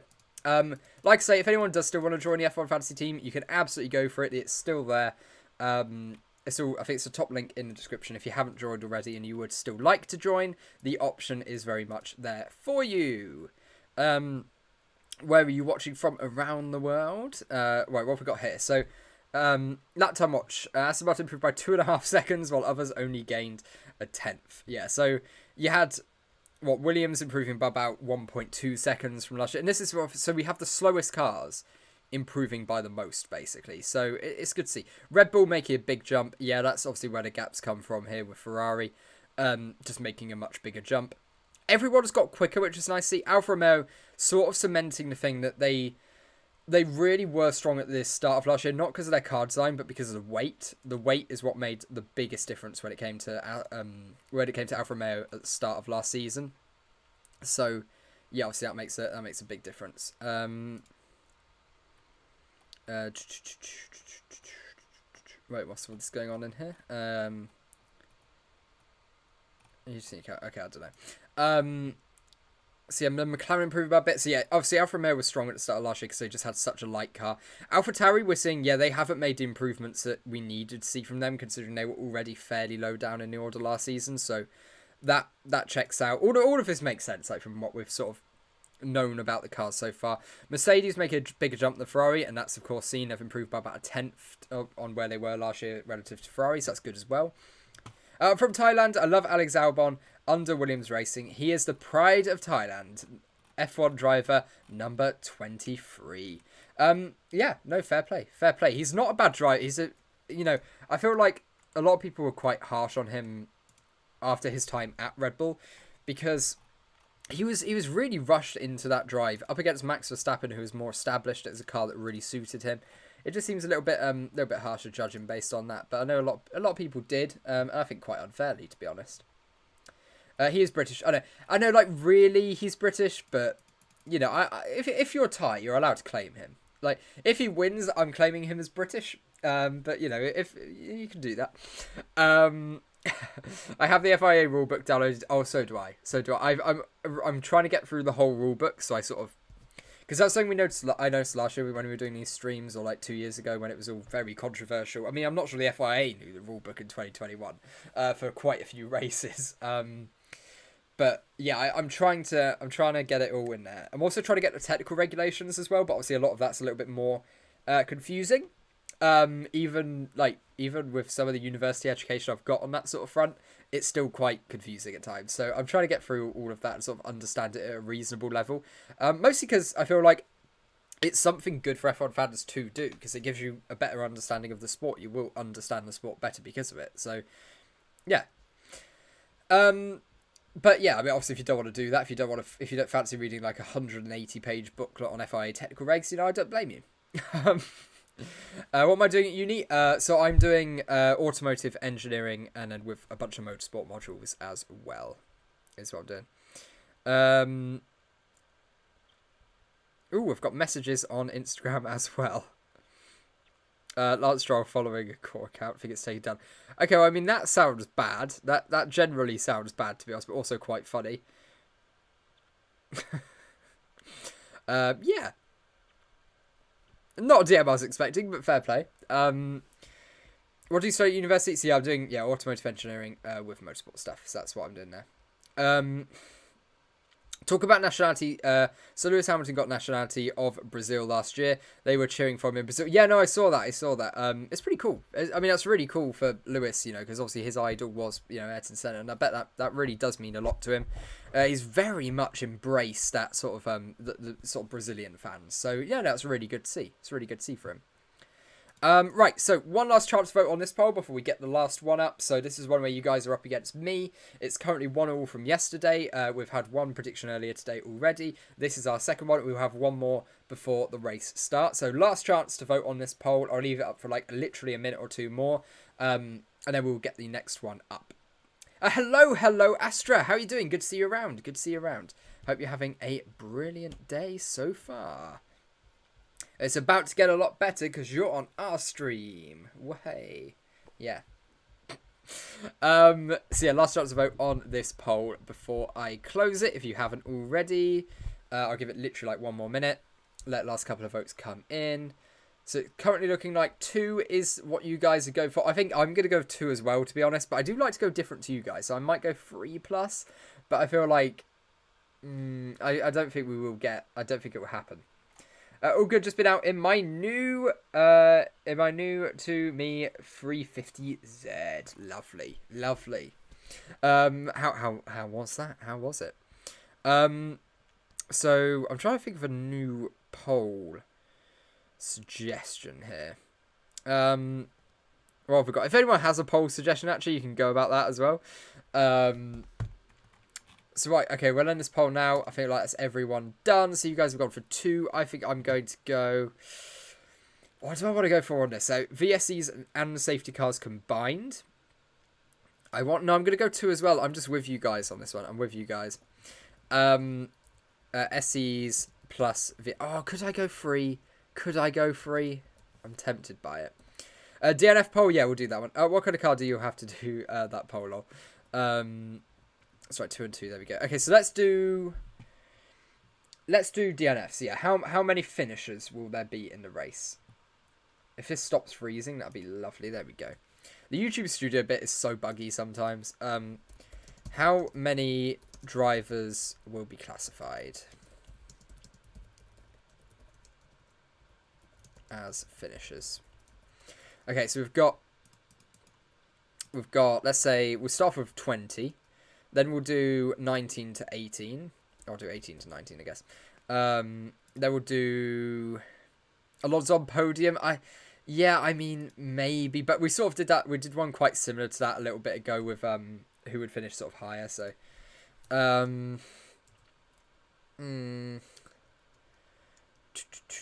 So yeah, then we'll do 16 to 17, I guess, as well, and then we'll do 15 minus, or minus 15, or 15 or less. There we go. Okay, cool. There we go. There's that poll. See what we all make of that. 10 DNFs. That'd be one hell of a race. Poll suggestion: Alonso final race position. New suggestions on all first tyre setup. Here we go. Let me go over here. So I want to see as well, we won't do the poll on this, but I want to see what you guys think is going to be the strategy for Ferrari at the start here. So are we thinking, because I've got a feeling they might, that they're going to go for this one-stop strategy, soft to hard. Because they have got that spare set of soft tyre. That'll give them a good advantage early on in the race. They can try to get track position, or at least pressure Verstappen and Perez early on. Then go to the hard tyres. I assume the Red Bulls will try the 2-stop, really, because they know they have the pace for it. They shouldn't be suffering behind anyone. It should be a pretty doable thing for them. So yeah, what we thinking on this front? What we thinking? Will Charles Leclerc start on his fresh, soft set of tyres? Here's some of the race sim pace as well. Which one is this one from? Because this is new data as far as I'm aware. Yeah, this one's different. What's this one? Race simulation pace. There's no context because this is different to the data that I've seen actually. So that's really interesting. And also absolutely looks awful for McLaren, which is really concerning. I don't like the look of that as a McLaren fan. I don't believe that graph at all. Haas won't be that quick. They're not going to be 8 tenths a lap off the Red Bulls. Alfa Romeo, yeah, that's not right. That's just not right. What's the weather doing? Well, it's going to be hot, isn't it? Let's be honest. So we go to pit stop lost time. Actually, this is a pretty good stat because this doesn't really vary too much. I'm on the wrong page. There we go. So yeah, okay, nice one, me. So yeah, here's some of this. It's sort of 22.5 seconds for green flag pit stop, and safety car VSC will be 15 seconds. See, I don't believe this graph. This doesn't seem right to me. McLaren go for hards, that wouldn't shock me. Soft, hard, soft, then go for fastest lap. Well, yeah, that's what I'm thinking. That's probably a strategy that I would go for personally, is really push early on with the soft tyres, then get on a set of hard tyres, push out for 20, 30 laps sort of region, then come back in with some softs. Jesus Christ. That scared me. That scared me quite. Thank you for subscribing, but oh my god, that just gave me a heart attack. My headphones are turned up really loud. Whew. That woke me up. Yeah, cool. That actually genuinely just scared. Whew. Yeah, that was fun. That was good fun. So yeah, there's the race simulation pace. Oh my good god. Whew, I'm going to mute that. Where's the mute button for that? There we go. It's muted now. It's muted now. Whew.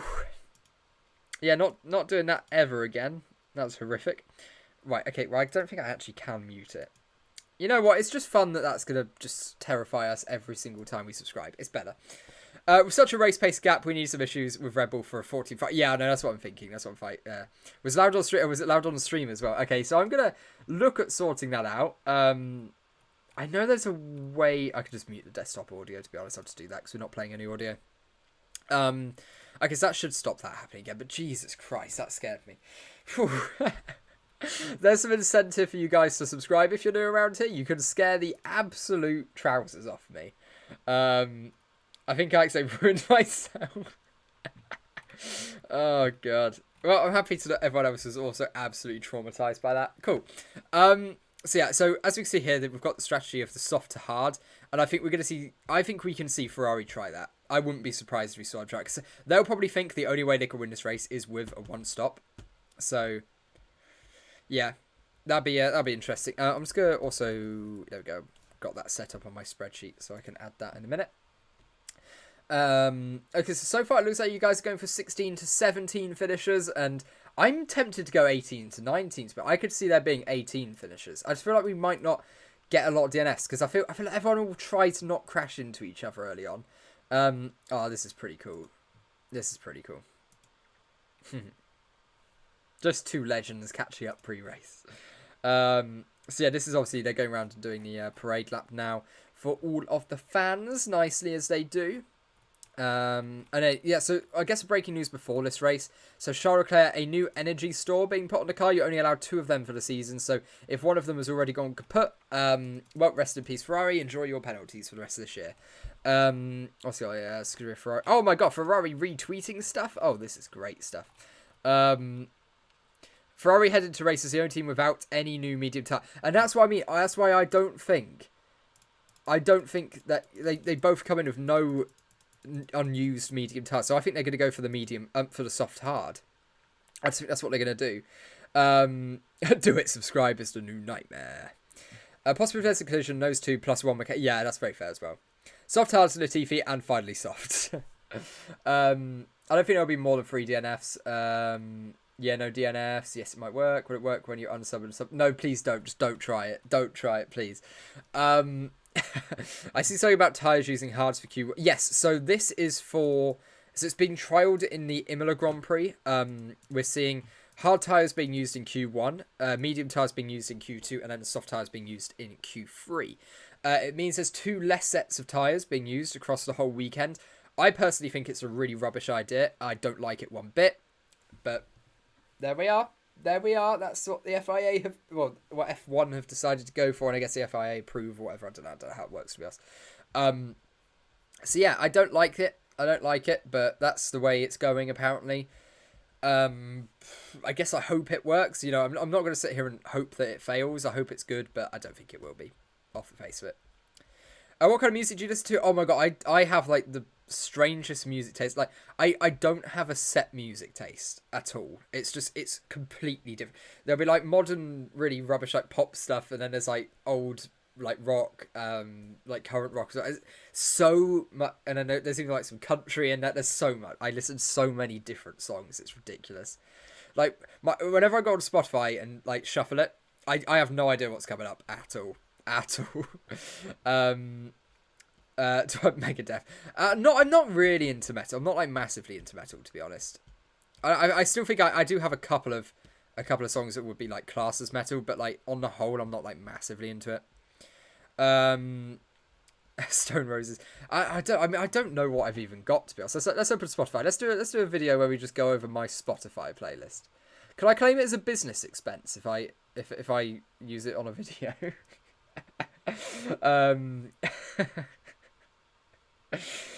I feel like that's a good system. Yeah. So how long have we got? So, yeah, because we'll still be live for about another 28 minutes or so, and then I'll be heading off so I can watch pre-race stuff, that I can watch the actual race myself, all of that sort of stuff. So we'll do all that. So yeah, only about 27 minutes left to go, and then we'll see where everything goes from there, which should be quite fun. I'm just hoping we get a good race for us. I'm really hoping we get a fairly competitive race. There's at least, for a decent amount of the race, a bit of a battle for the lead. You know, that's what I really want. Is even if it's just like an illusion of a good battle for the lead, I at least want to sit there and think we're gonna get one. Yeah, I just hope we do. I hope we get some kind of actual battle. If not, oh well, it sucks, I suppose. But you know, Metallica's metal. I think I do have a Metallica song or two. To be honest, I think I do. I'm not sure which, but I think I do have one or two. But yeah. Red Bull also changed something. Oh, Red Bull changed something as well. Hang on. Let's take a look at this. And Red Bull have also gone and changed something. That might not be best news for them either. Red Bull are in top form in New Zealand, but despite tyre advantage for Ferrari, Fernando Alonso could pose a real danger. What's this about Red Bull changing something then? Let's see. Oh, look at that Ferrari. There's so many fans. I want to go to all these races. I want to go to all of these races. Something at the ICE. Oh, okay. So I assume that was also permission under FIA Parc Fermé then. If I type in Red Bull ICE, it might. Alpine winning, yeah. I think this would be a race without any mechanical failure. It wouldn't shock me. Here we go.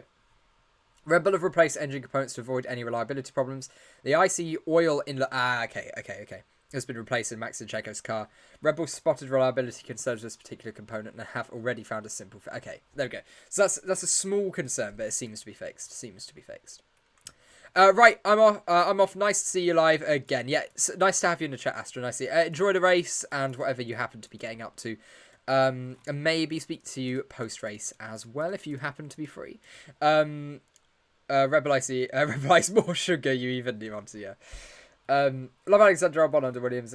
Predict that finished 8th in the race. That's a pretty bold prediction. It's a bold prediction, but it could happen. Stranger things have happened. Don't get your hopes up, bro. yeah. Red Bull would win even if they got 10 place penalty. I mean, probably today, yeah.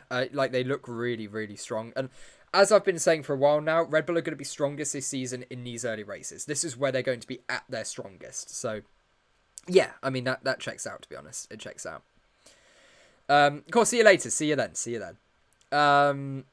But yeah, no, Red Bull, they're going to be the quickest one, I think. They're going to be very, very good today.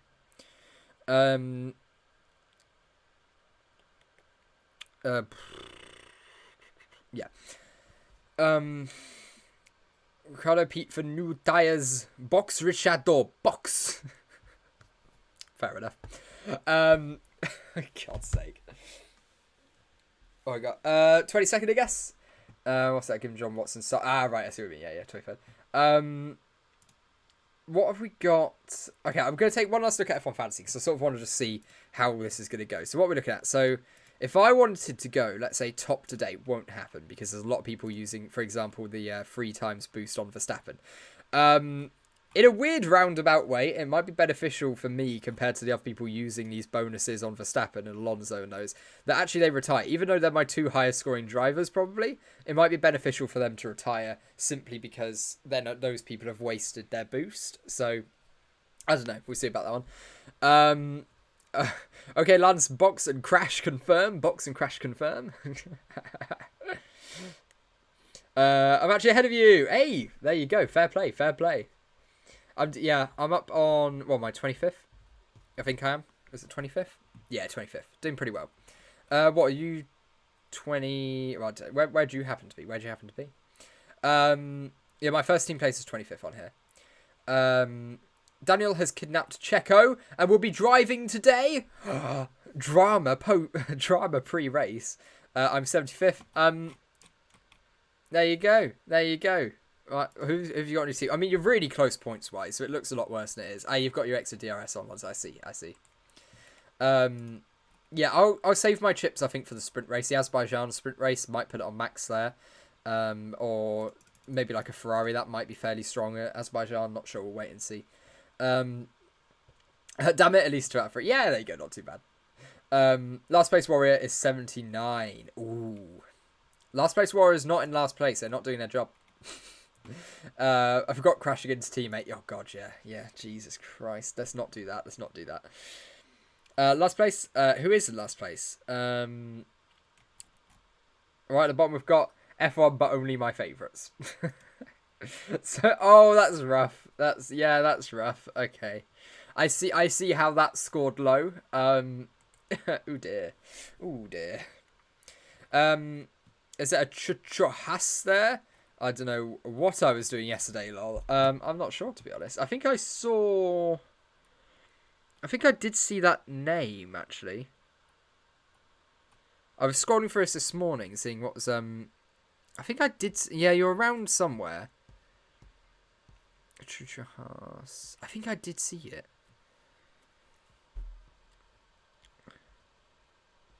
Yeah, there you go. 79. There you go. So I knew I saw that team name. A lot of these teams don't stand out to me yet. I will, obviously, as the season goes on, I'll get to grips with all of them and sort of remember whose is whose. But Williams' disappointment. There you go. It's to be expected. Never have high faith in Williams these days. It's not going to go well. Right, so we've got about 20 minutes left on this stream before I head off. And then we'll be ready to go. We'll be ready to go with F1, and it's gonna be good. We're gonna watch all the pre-race stuff. I can't wait. It's gonna be good. Pit lane opens in about 40 minutes from now, so that's also really, really fun. I can't wait. I'm so excited for it. Who will crash into teammate this year? Alpine. Every race. Just every race, they're going to wipe each other out. Maybe not today because they're too far apart, but when they qualify near each other, Alpine. Yeah, there you go. Ocon and Pierre already. There you go.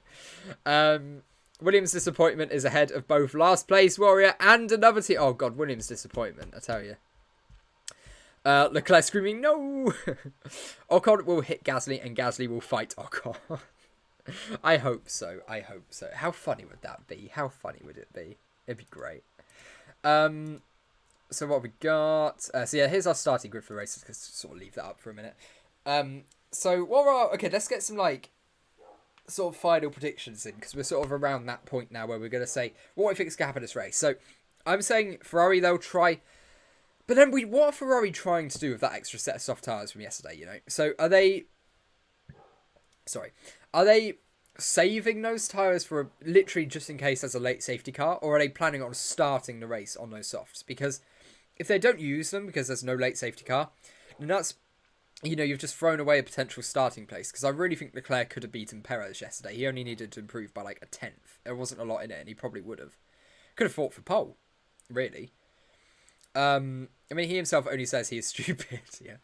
I've got something really cool to show you guys that I bought. So this cost quite a bit of money, but it's pretty cool. And I've just remembered because it's next to me. It wasn't next to me the last couple of days. So I bought a display cabinet, and we're getting it set up. So I got because I know the guy who runs the company. This I'm just gonna close. You can't see my address. DRM helmets, people. So what I've done is I've bought and I didn't know, I know the guy who runs it, but I didn't know this was something they had on the website. So what I've got here is a Jensen Button 2000 helmet, but it's not just a Jensen Button 2000 helmet. What we also have it is, if I can get it out of the box here, there we go. Comes in a nice little bag as well. Very nice. What we also have is it is a signed Jensen Button helmet, and if you can't tell from the flag behind me, I quite like Jensen Buttons. This is very cool. I really like this. It's really cool. It's just so cool, and it's even got like all the fabric on the inside and everything. It's all like proper. And the quality is amazing on it. But yeah, so that's gonna be in the background as well. We get the display cabinet set up. I was thinking about like sort of hanging them on the wall, sort of like I thought that'd be really cool. But I don't know, I think the signed one I probably shouldn't hang off the wall. This one will get pride of place in the display cabinet. But it's really cool. I just want to show it off, really. It just looks really cool. Worth the money. Really worth the money. There's also some Nigel Mansell ones on there as well that I'm thinking of getting next. Just because, again, I really like Nigel Mansell as well. So I think that'd be really cool. But yeah, I bought that. Is this a little baby Jensen? Little baby Jensen. I love it. There we go. I'm going to pop that back in the bag. But yeah, I think that's pretty cool. Are you guys just copy and pasting nothing? Like, have you guys found a way to put a comment with nothing on it? Because that's quite impressive. Have you guys actually found how have you done that? New helmet for your baby. Haha. Yeah, and I can put it on the dog. We did say we could put it on the dog, but then her nose would be sticking out the front, and we thought I might look a little bit silly, you see. So, yeah, there we go. Got that. I can send my baby go-karting now. With a side Jensen button helmet, so it slightly obstruct their vision, but they'll be fine. So yeah, there's that. That'll be going in the display cabinet. And it's also very cool. So that'll be in the background of videos once all of that is set up. Which, yeah, I thought was really cool. I just thought it was worth showing. Space Enter Space. Does that actually work? How does that work? Why does that work? That is the dumbest thing at YouTube. You have created a very rubbish platform here. Why don't I get to be in the hype? I'm sorry. What? Why does that not... Oh, who's designed that? Who at YouTube has done that? No spam. Yeah, sorry, no spam. Yeah. So, give me a timeout in chat, please, guys. Who's designed that as a feature? Jesus. Yeah, what? Oh, yeah, you can't join it. You can't join in the space hype. That is so dumb. Thankfully, the thing down here doesn't pick it up. Yeah, that's so stupid. That is very dumb. Mr. Karen from YouTube. Timeout RaceBeacon 5. There you go. Yeah, there you go. Does that work? I don't think you can. I bet you can't do it. I bet it doesn't work. Can I time out myself? I'm going to see if I can. I really want to see if I can time myself out. For 5 minutes. Let's try something like that. I really want to see if I can time myself out. Because they've clearly, you know, as we've just found out, there's not been a lot of, this isn't working very well. Oh, I can't time myself out. That is so dumb. Someone who designed a space chat for it is a Spiker fan, yeah. That is so good. It's harsh. Love it. So quick, let's spam the chat with spaces, guys. It's very important stuff. Oh, that's too good.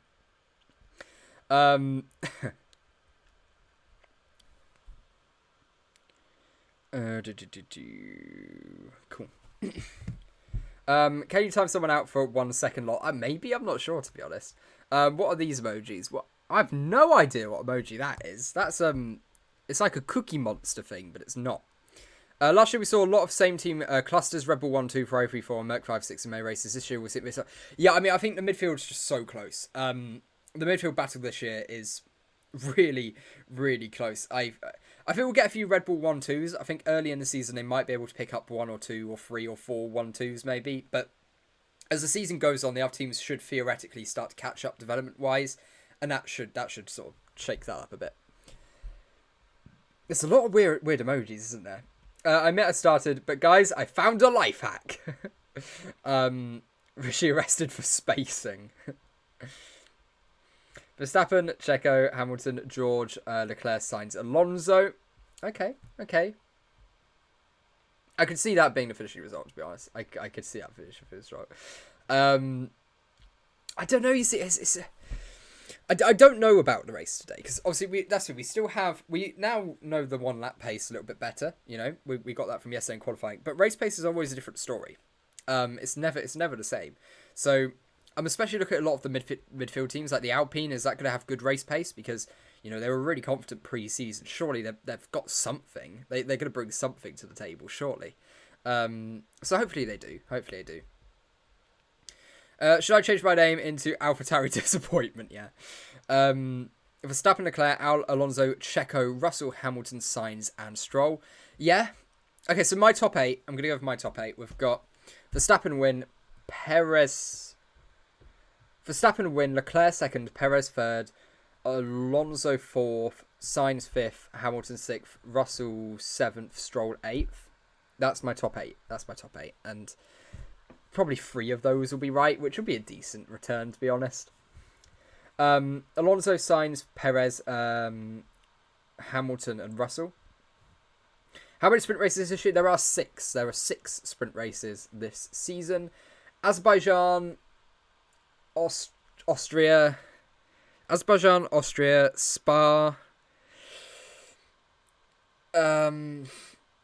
Azerbaijan, Austria, Spa. Something. Brazil. But is Brazil the last one? Oh, man. I thought when I started that, I was convinced I knew them. Hang on, go Google it. F1 sprint races. I wanted to... Right, so it's Azerbaijan, Austria, Belgium, Qatar. Oh, yes. That was so stupid that I've forgotten it. Oh, and Kota as well. Okay, Kota and Brazil, I'm happy with. Spa's stupid because that'll be like an 8-lap race. Austria, I'm fine with that. Azerbaijan, fine with that. Really, it's only Spa and Qatar that are really, really dumb inclusions into that. Sprint Qatar, I completely forgot that. Off to catch a pre-race show and the race. I'll speak to you all later as well. Like, I'm going to be off in 11 minutes time to go watch all of this as well. So, we've got 11 minutes left on this stream and then I'll head off and we can all enjoy the race and then we'll come back and discuss it afterwards. That'll be fun. That'll be good stuff. You're freezing? Am I freezing? I don't know if that's just you on your end. I don't think so. What happens in Vegas stays... I mean, Vegas is the penultimate race. Oh, you're going to do top 10. Okay, let's hear the top 10. Let's hear top 10. I wish there was, like, a better way of doing the prediction stuff. Like, it would just be cooler. There should be a better way of doing it.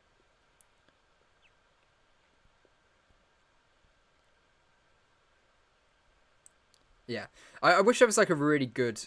I know they have, like, the F1 play thing. That could have, I guess, worked, but... I don't think there's, like, leagues on that, is there? Or it's not, like, as easy. It's more of, like, a friends league you can do rather than being as simple as it should be. Okay, so you got Albon winning. Fair play. Albon, Alonso, Hulkenberg, Sargent, Ocon, Gasly, Debris, Shu, Bottas, and Pastry. There you go. I think that's pretty good. Can't argue with any of that. Oh, God. What are these emojis? What are these? What happens to Taiwan? I don't think we had anything Taiwan, have we? There's Vietnam. That was a race that was going to happen. Nick Debris, Shu Guan Yu, Oscar Pastry. There you go. All of them wrong. Debris on the track. Haha, Debris. I don't like that joke. I'm gonna be brute. I don't like the joke. It annoys me way too much. It's so dumb. Joe P1. Yeah, bit of Joe P1. Love it. It's so dumb.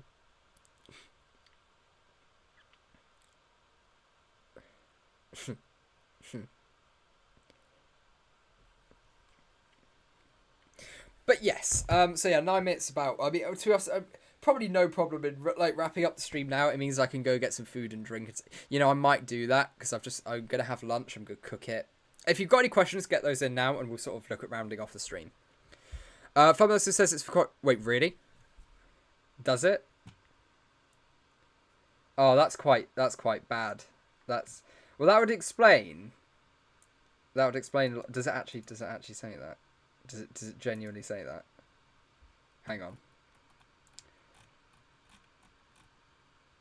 No, it's a race preview show.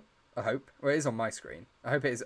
Well, that explains a lot then if it's not for other people. But for me it is. For me it says it's the right one. I'm going to go for news. Yeah, no worries. So I'll probably round off, to be honest. Predict that Aston Martin drivers will come up to challenge the F1 World Championship podium with Red Bull Racing, Mercedes-Benz and Ferrari for sure. I like that prediction. I really hope that is the case in today's race. We get to see to see that. Massey going to win. Why are you not dead? Wait, what? What are you cooking? Funless says, I can't say who will win, but Massey lost. Well, my cooking. Oh, I'll probably just like sausage rolls or something. I like some sausage rolls. That's my nice weekend snack. I quite like that. Do you think Perez will obey team orders this season? I mean, I don't know. It depends if he gets enough respect back. Because there was times last year where I think he definitely felt like he didn't get that respect. He didn't get sort of reciprocated when he gave Max so much help. So it depends if Max is happy to do that. Max has made very clear he doesn't want to. So maybe Perez won't help as much as he has before. I think both of them are very fair positions to be. Never gonna give you up and never gonna let you down. Never gonna run around and desert you. Yep. Where is Kaiser? I don't know where the Kaiser is. Bloody hell. F175. Says race preview. Okay, that's cool. Okay, because I know when I started the stream, it did originally have that thumbnail, and like I changed it within like minutes because I was still making the other one. So yeah, maybe it's just glitched for a couple of people. Do you think Perez will obey team rules? I literally just read that. Is there a half English breakfast, even quarter English breakfast, or a percentage? No, we basically, it's just full English. You know, it's full English or nothing. That's how it works. That's how it goes. I do like the idea of a 45% English breakfast, though. You know, I think you've invented something pretty good here. You know, you're on a good track. Something that I want. Yeah, so yeah, we've just. Oh, has he got a new CU as well? So this is something that I'm looking at maybe us doing at some point, is having the live timings and maybe doing a bit of a radio commentary for some of the sessions. This is something that I might do. I know it's a thing that some channels already do. But I quite like I do prefer sort of radio comms as opposed to the here guys sit back broadcast commentary sort of thing, because it's more fun to just sort of shout really close into the microphone. And do commentary that way. But yeah, I think it's pretty fun. Cook something Indian for yourself, like a chol bhatur. So my Indian pronunciation is really not there, I'll tell you that much. Double English breakfast for Americans. Yeah. Love that. But yeah, I quite like the idea of doing something along these lines for a live race commentary at some point, or like live session commentaries. Who am I supporting? I am supporting my boys at McLaren, so Lando Norris, I guess, mostly. Yep, go to this one. Yeah, Lando. I've followed Lando Norris since go-karting, so I feel like I owe him at least seeing out his Formula 1 career. You know, at least another decade I owe him. But yeah, I think I will probably round off the stream around now, because we're very close to Lando. Yeah, absolutely. Because we're very close now to the sort of start of the session, like start grid walks and pit lane opening, all that sort of stuff. So I will let you guys enjoy the race as much as possible. I'll probably have the post-race stream. Okay, no, we're going to have live race discussion in the Discord. So if you haven't joined our Discord, it is the second link in the description. So you can join that. We've got 702 people in there. If you want to go join that, that's second link in the description. It will take you to our Discord, and we will have live race discussion in there over text chat and stuff like that. I'll be keeping an eye on it throughout the race. So yeah. And then once the race ends, we will go live back here on YouTube. We'll go back live with anything, you know, if there's any stewards investigations, all that sort of stuff. We'll be live with all of that post-race. It'll be really cool race discussion as well. We'll see the results of all our predictions, which has just reminded me that we did finish this. So you guys have gone for 16 to 17 classified finishes. I'm going for 18. So I'm in the 18 to 19. You guys are in the 16 to 17. So let me quickly put that in my Excel document. So you've gone for 16 to 17. I have gone for 18 to 19. We'll see who ends up winning. So we've got 3 predictions on the go on that front. We'll see if you guys beat me. So come back actually after the stream and you can know what the score is. It's currently 1-1 after qualifying. So we're going to have 3 more points to dish out at the end, or at the start of the next stream. Enjoy round 1. Yeah, all of you guys as well. Absolutely enjoy this race, hopefully. Hopefully it's a good race. Fingers crossed. Fingers crossed. Take care, mate. Enjoyed a lot. Thank you very much, Hashi. Thank you very much. Means a lot. Means a lot. F1 live commentary versus Martin and David. Yeah, you know, a bit of alternate live commentary. Although I don't. There's nothing. I really like listening to the commentary, so that's why I don't do a lot of live stuff. I probably do the live commentaries when, for whatever reason. Oh, hang on. It's very close. Hang on. I'm gonna give this stream go for 1 more minute. If you haven't voted on that, give it a vote, because it might flip. It might flip. So last chance. I'll leave that open for like 1 more minute, and then we'll round off the stream. And we'll put that down. I love to commentate. Oh, I love it as well. I love commentary. I love it. But I do also like listening to the commentators as well. Like, it adds to the experience. So it's a bit of a trade-off on that one. But yeah, it's fun. I love commentating. I really do. I need to get back into the esports commentating, because I used to do that loads, like, to a really high level. So I should get into that, really. It's just hard to get the times to do it, really. That's the biggest problem. I mean, the commentary on F1 TV Pro versus Martin. Oh, right, I see what you mean. F1 TV commentary is great. You know, you got Alex Jakes and all of those in there. I'm a massive fan of the Will Buxton, Alex Jakes. I think I don't think I could say I prefer either. I think they're both just very good, but they both bring a very different aspect to the commentary. So I think it's hard to compare them. You too, mate. Alonso. So there we go. Okay. That is still 36-38, so I'm going to end it before it flips. So, guys, thank you ever so much for watching the stream. Enjoy the first race of the season. See you guys after the race. We will be back live with some, well, post-race review, potentially any steward stuff that we're waiting to see get resolved, and we can talk about any of the controversy from the race. So, guys, enjoy the first race. I hope your driver does well. See, there you go. See ya. Let's end this stream. Let's end this poll first, and then we'll go back over to the... Yeah, there we go. Then we'll go back over here, and then we can get it finished. Will you try experimenting once by live commentating one of the races? Maybe it's harder. Yeah, I'll try one of them. I'll try... I mean, because a lot of it's going to come down to the numbers as well. Like, if... You know, if we've only got, like, 50 viewers or something, like we sort of do now, then it's probably not worth me personally missing it, like, missing the race live. Like, I'm happy to do all the pre-race stuff, because I really enjoy this. But I get more out of watching the races live than commentating them, so... Yeah. Final predictions. Verstappen win. Leclerc second with an odd strategy. Perez third. Alonso fourth. Hamilton fifth. Sainz sixth. Alonso up there somewhere. I've got lost. I've got lost on that. But whatever I said, that's what we're going to go for. I definitely forgot someone in there. But that's my predictions at the end here. So yeah, I'm going to go for Max win. That's my main prediction. Maybe Alonso on the podium if they have good race pace. That's what I'll go with. Yeah, if I don't want to commentate, well, I mean, it would be more of a watch-along format anyway, to be honest, rather than like a direct commentary. But yeah, I'm thinking of maybe doing that, because there is one race that I'll be watching with a few of my friends, and I'm thinking, well, hang on, what if we did and they watch F1? So I'm like, well, what if we did a stream with that? Have this screen up, and then just have a radio commentary of me and some of my friends doing it, a bit of a watch-along. I think that'd be quite fun. But yeah, enjoy the race, guys. Absolutely enjoy the race, and I will see you guys. I'll see you guys post-race. I'll see you guys on the flip side. Enjoy round one. It's a long season. There's a lot to go. Don't get too depressed. If you get bored, join the Discord server. It's the second link in the description. We'll be live on there talking. Well, not live, like verbally live. We'll be texting and stuff. So if you're not in there, join that. We've now got 704 of you in there. So we've got loads of people in there now. And yeah, we'll have a good chat on there. So guys, thank you ever so much. See you later. Enjoy the race. Bye bye.